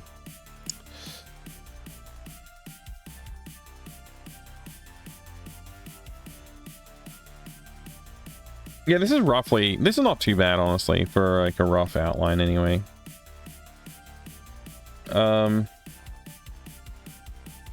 we kind of want to just like have the bottom jaw like almost here. And then we still need to have like that going on. Down to here. Fill that in like that. I don't know if we want to try and make this a little bit more circular. Maybe.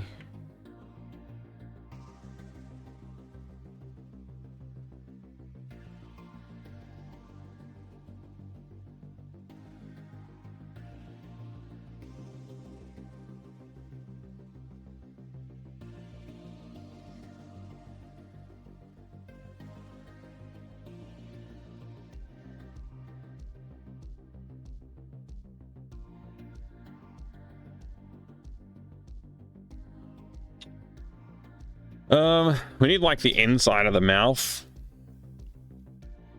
And I guess that's gonna be this color.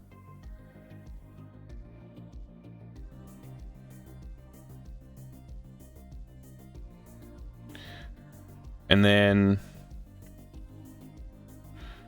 we're gonna have a little red in there for the tongue.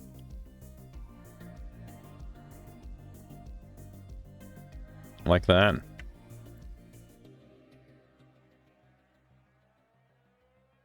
It's a little bit too red. It's a little like bloody red. Let's try the Kipple kind of pinky brown color maybe.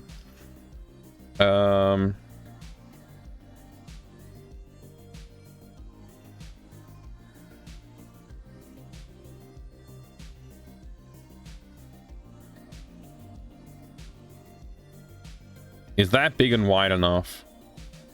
Or do we need to go like animation school, like way bigger mouth? Let's just go back to the previous frame. It does look like he's raising his head for a big bite.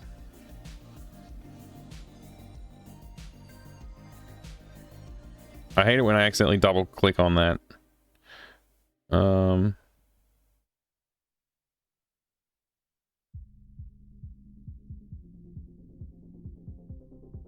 I mean, I buy that.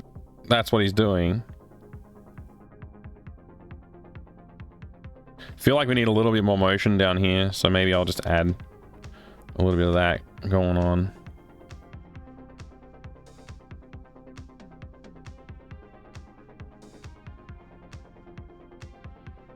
Oops.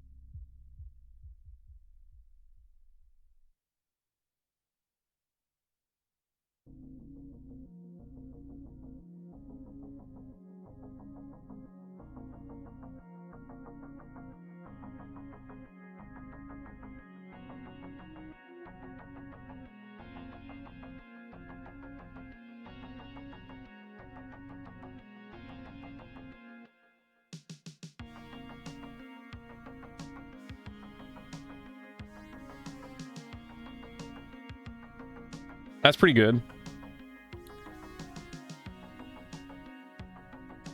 So I guess the arms feel like they want to move a little bit. I'm just going to move them. I'm not going to like do anything else to them animation wise. Just bring them up a little bit. Apparently I need to add a little color there. Yeah.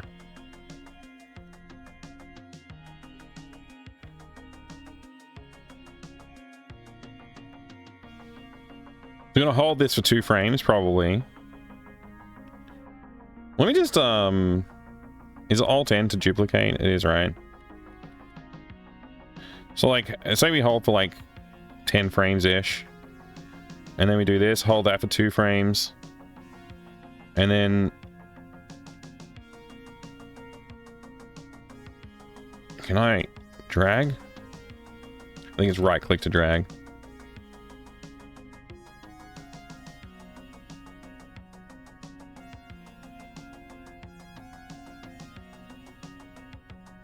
See. Try using the mouse for this selection.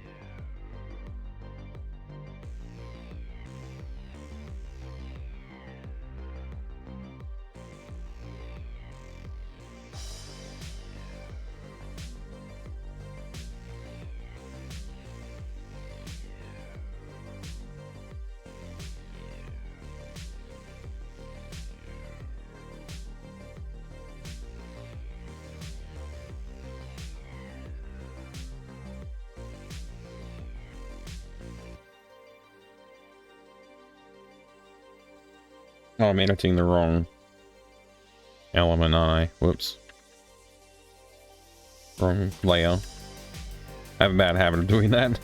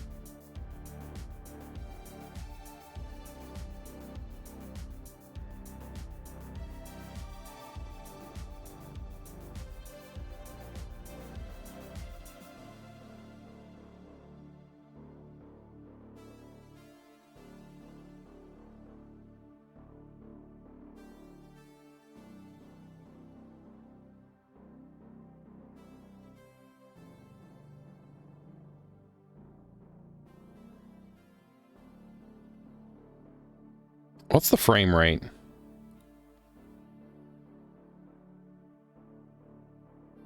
What are we aiming? What's our target frame rate? In game? I don't remember.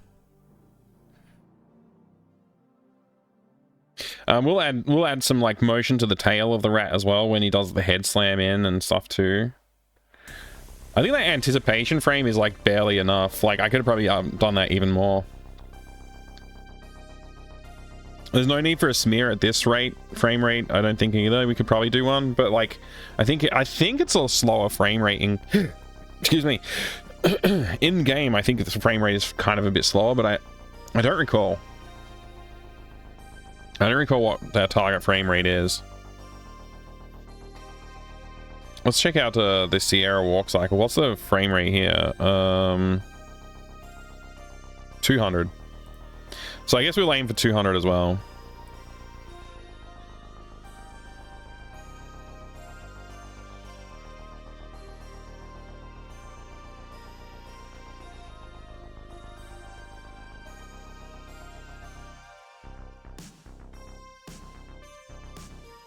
Yeah, I think that kind of works. And you can kind of see a little bit of that stretch and bounce on the ears at 200 frames, just 200 milliseconds per frame.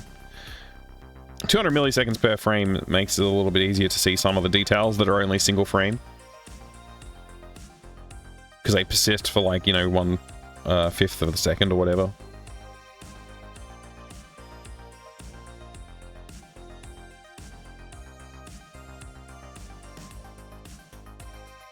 Could certainly do more with that, but yeah.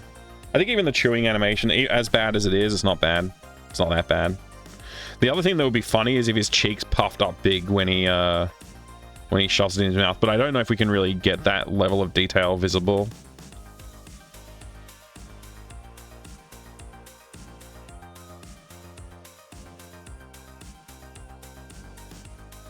It's kind of cute, actually. For a start, anyway. Yeah, his little arms go down. So like the next thing is just like leaning in and grabbing that piece of food out of the bag.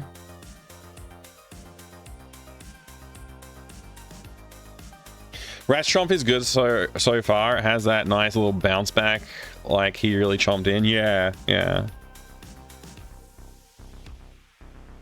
Yeah, like I said, like there's probably a little bit more I could have done with some of that stretch and squash sort of stuff. On this frame, I could probably done even more anticipation, like really stretch the mouth bigger. But I think what I did is already kind of extreme anyway. And then the ears sort of like flopping a little bit in when it smashes down for that bite. And then it sort of like springs back to normal. Probably on like these frames with the chewing, we could make the ears wiggle a little bit while he chews too. And that would sort of continue the motion from the head slam a little bit. We could like do that. Don't know if we need to though. The chewing's fine. I think the chewing's fine. I was going to try and do more with it, but I think it's fine.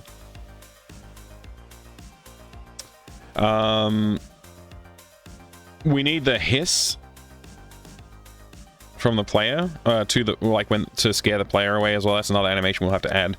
But for now, let's just like complete this loop, which is like reaching into the bag to grab another piece instead of just magically having it show up after he's finished chewing.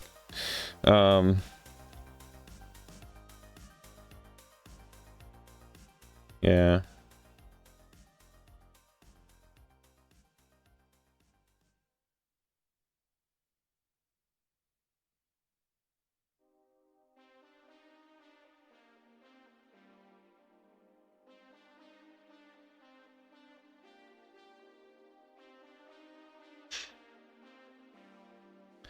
$240 frames per second, clearly. Make sure it needs a 4090. Yeah, we'll do that. We'll do ray traced pixel art.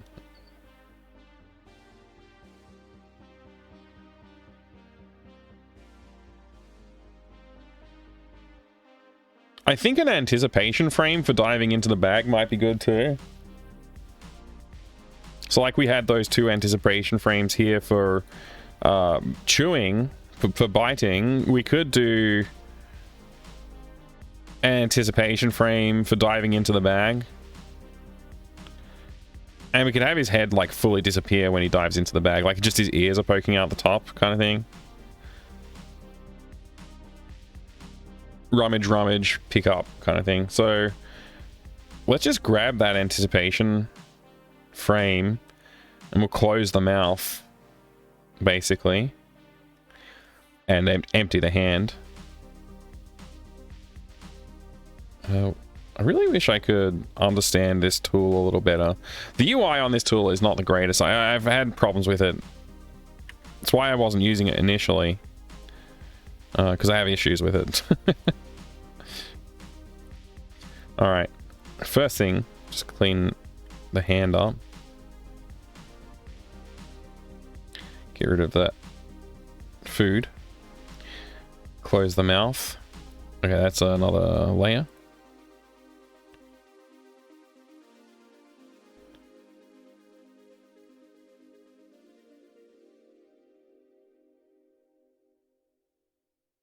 Let's see, what if we just did that?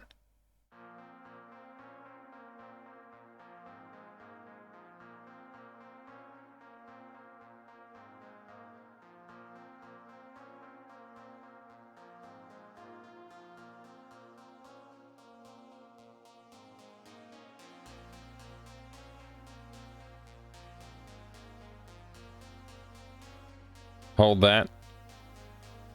Actually, you might even want to, let's see.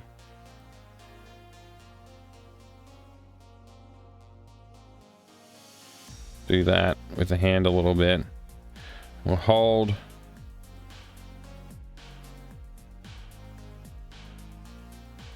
Hold there. And then slam. This could be where we do a smear frame if we do one.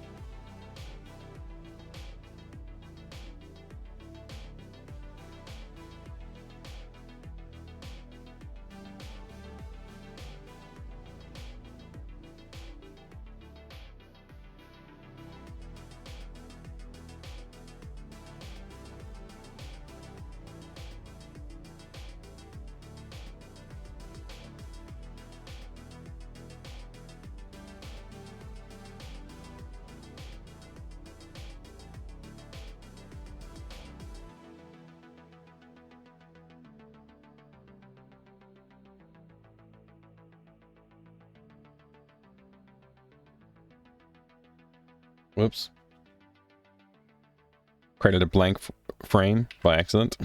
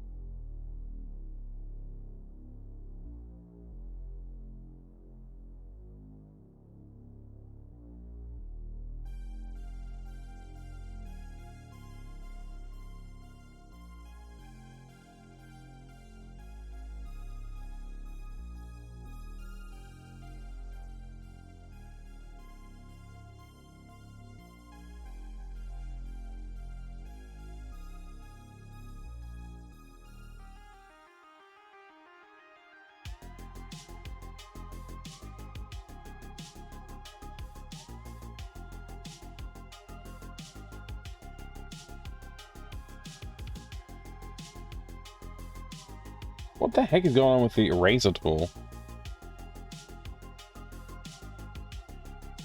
Being weird.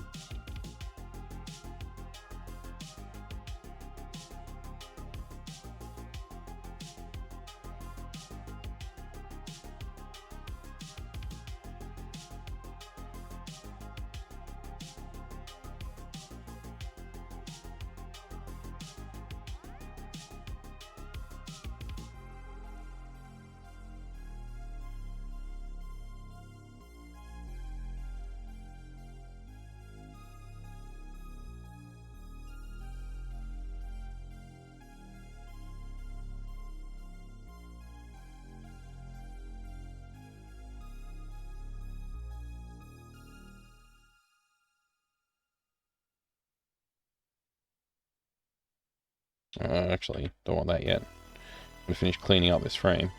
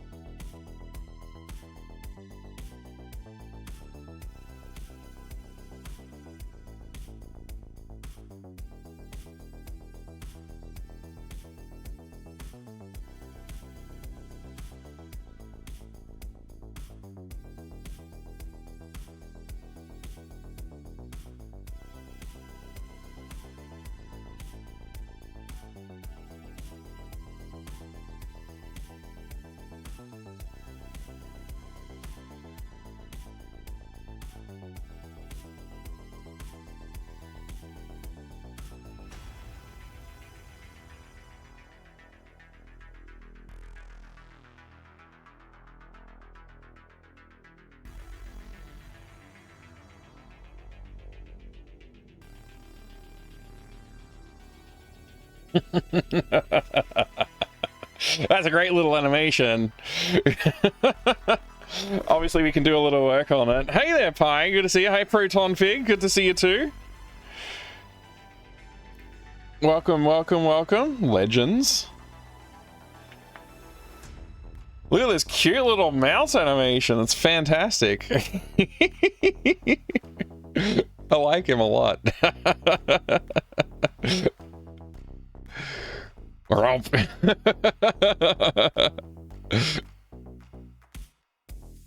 Indigestion? Why is that? What makes you say that he has an indigestion? He's eating. If you don't live to bury your face in your food, are you really living? Yeah, exactly.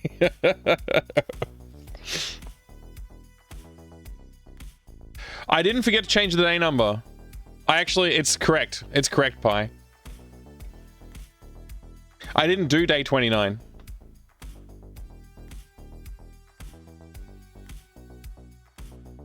Or if I did, I screwed up. I don't know. Mike, I'm getting demo done soonish. Just in time. Yesterday, I discovered that I have a picture-in-picture mode on Vampire. I use it to create the end scroller. What? That's cool as. You can do a picture-in-picture on that thing? The Vampire is powerful. Yeah, we'll take a quick look at that. Why not? I mean, I just finished working on this animation, so it's good timing.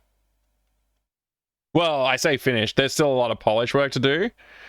But I think it looks great. This little guy diving into the food and grabbing a piece and then chewing it up, diving in for another piece. Perfect rat animation.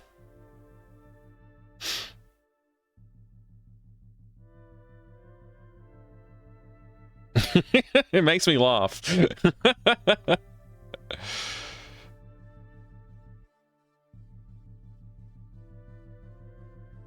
I can't believe I had a day 29 stream.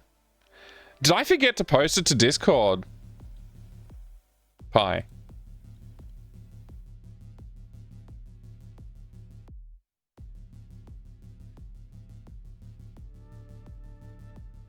Oh wait, no I didn't. I do see it. I must have just accidentally scrolled past it. So it is day 30. Yeah, please fix it for me then. I had it at day 30 when I launched the stream, then I went back and looked at Discord, and I must have scrolled past day 29 and looked at day 28 and went, oh wait, I've screwed up. But I didn't screw up. We did do day 29, which means, that does mean that I didn't update the document from last dev stream too, which is annoying. But hey, it happens. Anybody have any notes on this rat diving into the food animation, eating animation, etc.? Because I feel it's pretty good for a baseline. We obviously want to do some tail animating. Want his tail to move around a little bit, but other than that, I don't know. It feels like a really good starting point at the least, if not done. Like, I mean, it's not done. Yeah, it's definitely a good baseline though. In my opinion. That's why I'm asking for anybody else's opinions out there. If you got some feedback for me, let me know. Thanks for that, Pi. Appreciate it, dude.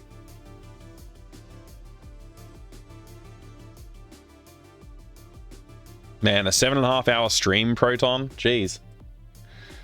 Alright, let's take a look.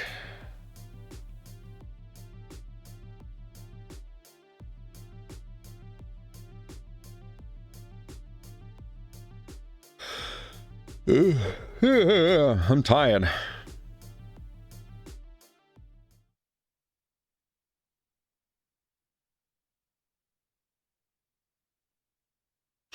So this is the demo here.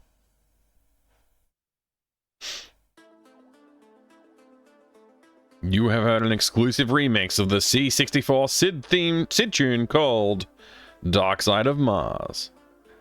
Man, that looks so cool. This release was running on Apollo Vampire V4 standalone computer. Nice. Composed remix by Sammy Luca, Proton and of Finnish Gold. Oh wow. Audio mastering Antti Terpainen.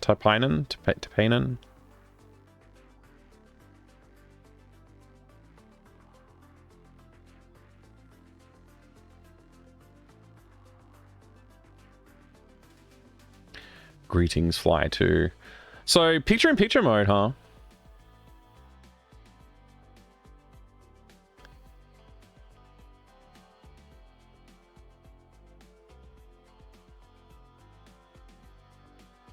Gotta turn the music up a bit. It's very quiet. I got it very quiet here.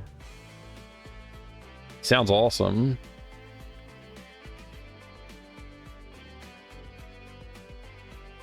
Oh, nice. Amiga Bill, Amiga Cammy, Coffee Cup. Me? Very nice. Thank you. Oh, there's some great people in that list, dude. Nice. Very cool, Proton.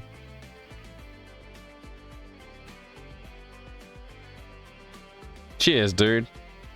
Good enough thing to leave if you gotta come back to it later. Yeah, thank you. Appreciate it. The music's fantastic. It reminds me of, what's the name of that game again?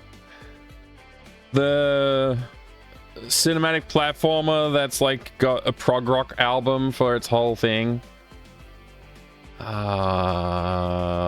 whole OST. I can't remember the name of it right now. That's annoying. Cool game though. It reminds me vaguely of that. This music's way better, honestly.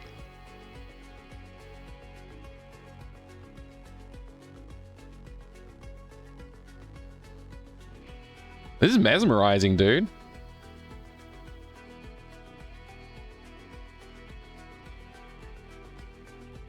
That is so cool. Thank you for sharing, and thanks for the shout out too.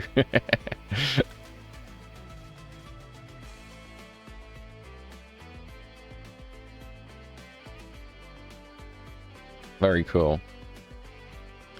Big stream, dude. Big stream over there with your 17 hours. No, wait, that's not 17 hours. It's 7 hours, 17 hours ago. Oh, man.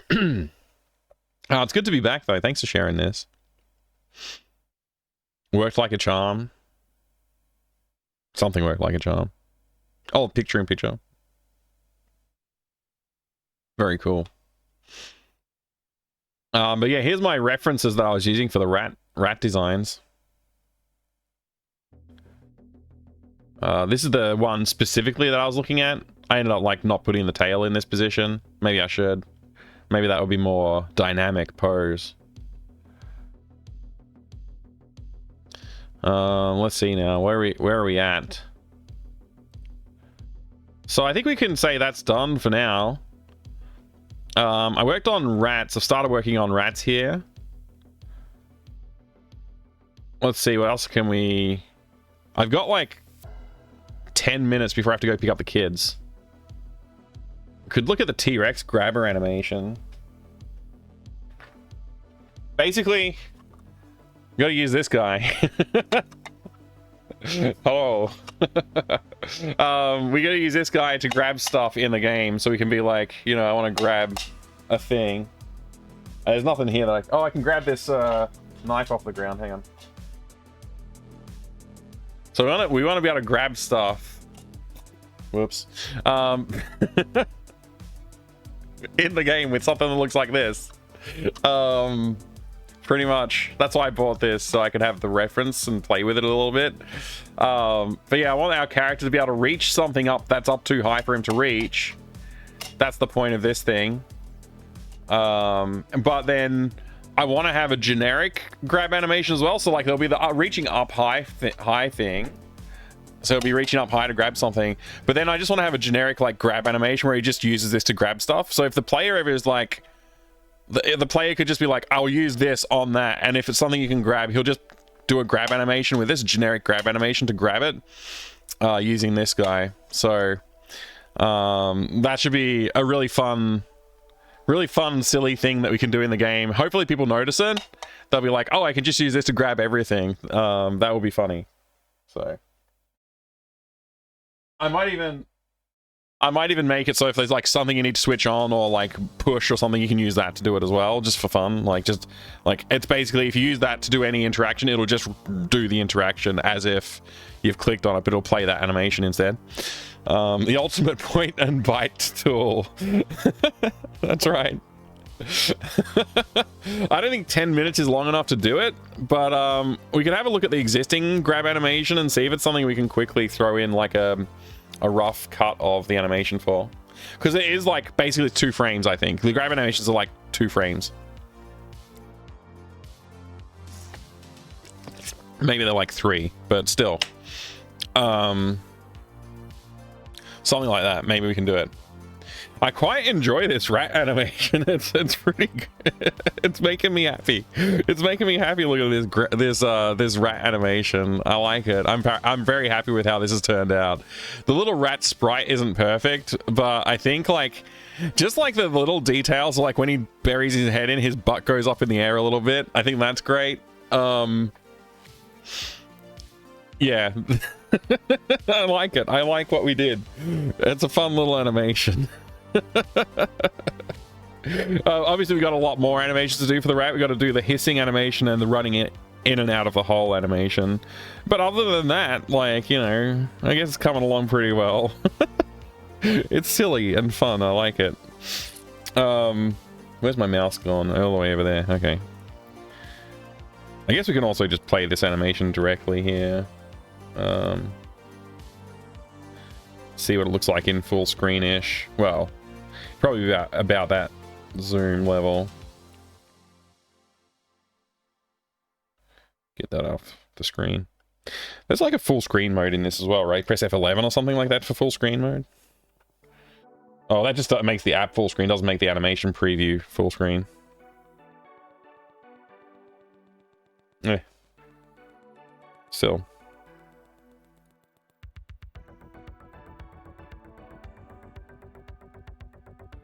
I feel like the teeth, when it's doing the chewing animation, the teeth need to move up and down. Because the nose moves up and down, but the teeth are very static, and it doesn't look right. That's probably the one note that I have on this animation. Upscale is very smooth. It was black and white, but actually had 106 shades of gray, plus 1 transparent key color. Oh, nice. Wow. Upscroller, sorry, not upscaler. Yeah, that's really cool. It looked really nice. I can't believe there's that many shades of gray.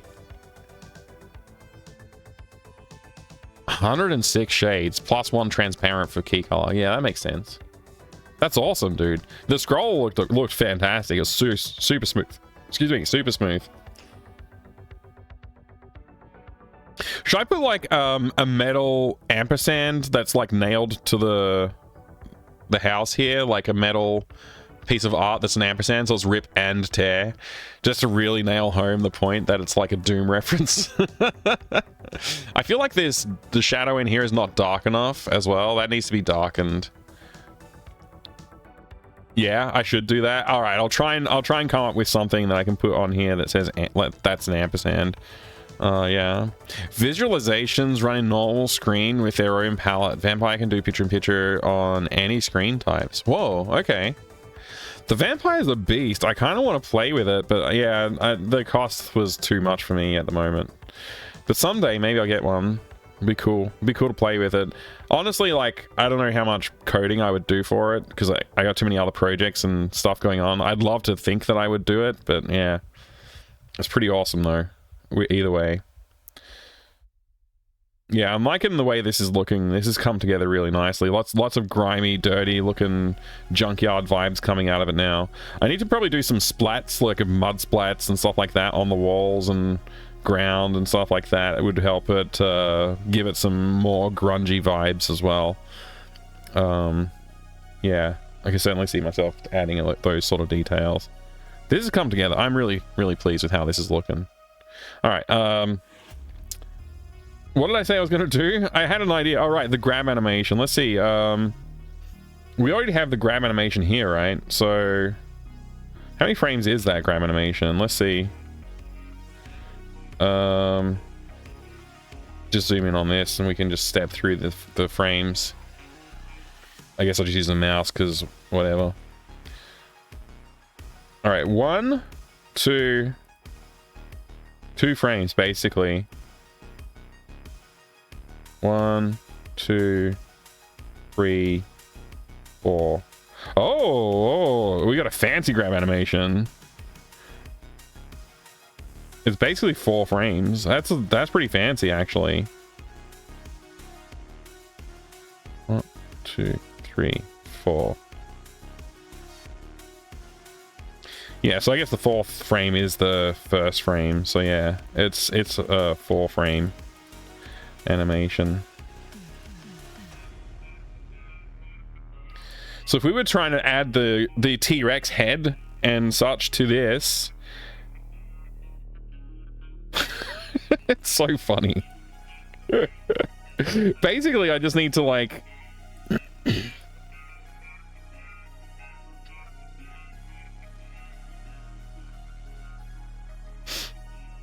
can we duplicate this? There we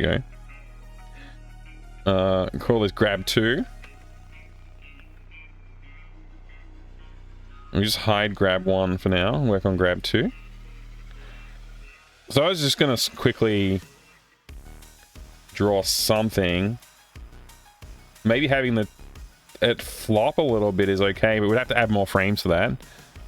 And then like the T-Rex head, whose default position is open mouth. So you have like 2 tones here. Looks like a duck, but we can work on that. Let me just is F to fill? F to fill? No? It's like what was it? I forget. It was something dumb, but I was like, I had a word for it, but I couldn't remember. G, yeah, okay, G. Anyway, there you go. So that's like the head. Just put a dot for the a dot for the eye. Maybe 2 dots for the eye. So that's the head coming out, and then on this frame, I guess the stick is more like straight-ish, but still maybe a little bit of a flop, something like that. But then we want the mouth to be closed on it. So whoops, I didn't mean to do that. Let's see, what's the colors I was using? Just control click for that.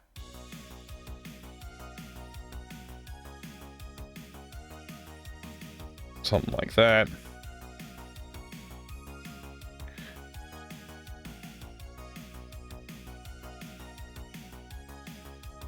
That's definitely not enough. There we go.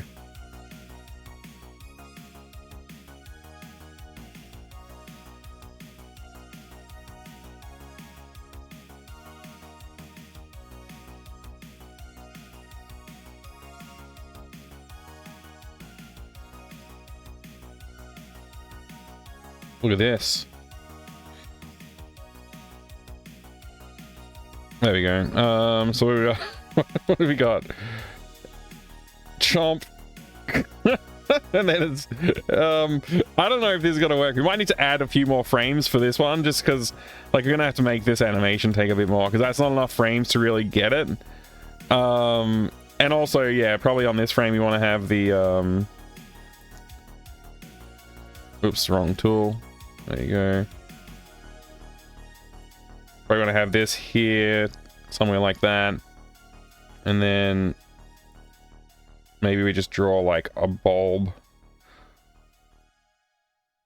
on it. It's sort of like a slightly different perspective on him.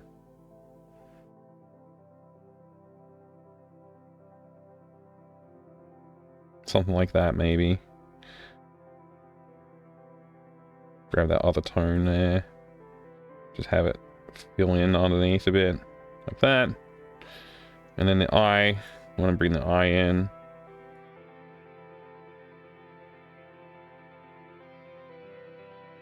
Maybe there. I don't know. Something like that, maybe. Let's see. Whoosh. Chomp. Down. And then it's gone. I don't know. I don't know about this. Let's see. It's almost like you're hitting something with the grabber, but like it kind of works.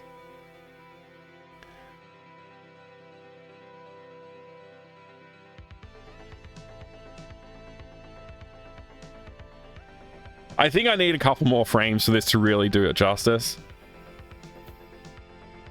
Oh, Adrian, have a good sleep, mate. Thank you. You should get one and then an SD card from me. Yeah, I should. Have a nice gaming setup for Vampire. Almost 4,000 games on it. That's pretty cool. That's pretty cool. Yeah, one... like, I think the next buy for me is going to be a Mister. I'm going to probably try and get a Mister. After I've got that... We'll see. Yeah, maybe after I get one of them. I've been saying I'll get a Mister for the last 3 years, though, so I don't know when I'm going to actually get one, but hopefully I'll get one soon.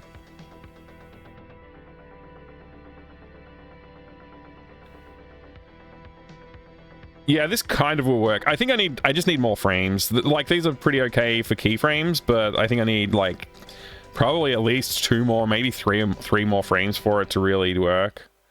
But it kind of works. He looks kind of all right. That being said, though, I have overstayed. It's now definitely time to go get the kids, because they're about to leave their classrooms. So they'll be waiting a little while for me to show up at this rate. Especially because I got to end the stream and close things down. But today's been good. It was great to be able to do a big update on like where I've been, what I've been up to, and share that with you. Share like the scheduling stuff that I've put together to try and help me like focus a little bit more on getting some workout routines in, as well as doing more with the game. Get out of here. Thanks, G-Funk. Yeah, I'll be out of here any moment now. Talking about PAX was fun. If you want to see more about PAX, I did a stream last night on my other channel, the gaming channel. I did a big talk about what it was like to do PAX. Went through and looked at some awesome photos. I'd love to share all that with you as well, but obviously there was a lot of other stuff going on today that I wanted to cover, and we also needed to do some game dev, which was fun. Like we did animations and some artwork. We actually very, very productive today. So before I forget, I'm almost forgot because like I haven't been doing this as much. Here's a very important step that we have to do, which is go through our day 29 to 35. We're working on day 30. We've done this. We've done the rat, and we also started work on the T-Rex animation. So where'd that go? So we'll just say that, and we'll just say continue. For next time, we may want to continue that. Oh, let's see. I just got to move the tablet out of the way because it's making it hard to type. Where can I put it? Up here.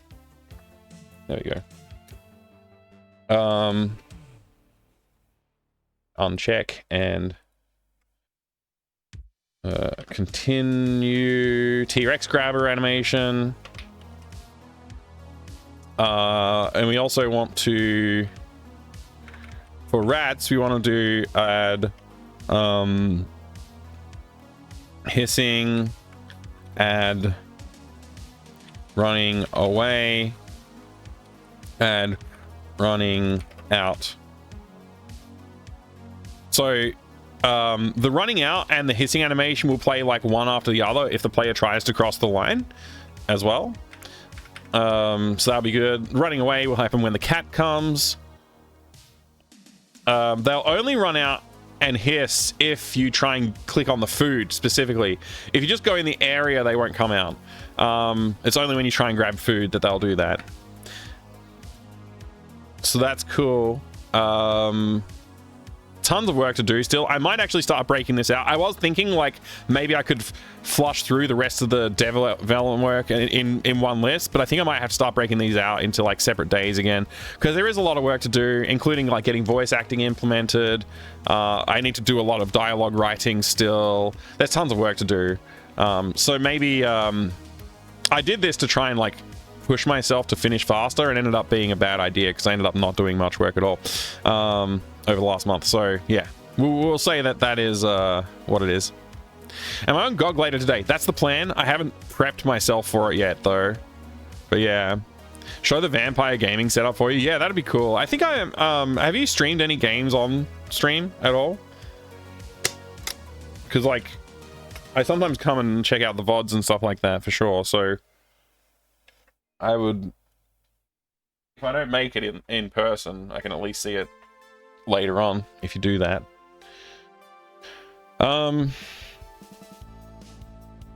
Yeah, I guess that's where we're at right now. So this is the stuff I probably want to do next time. I'm gonna put a little let's do a little star. What?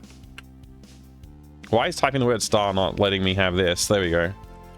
Let's do that and that next time, and let's throw that on too. We'll just keep working down this road of doing some animations. Animations are like very intimidating. So if I get started on them, then it's like feels like okay, I can maybe continue. I'm glad I did them today. Actually, I wasn't really planning to do animations as much. I was thinking like we just focus on finishing up that artwork for the junkyard, which we did, and it's pretty good.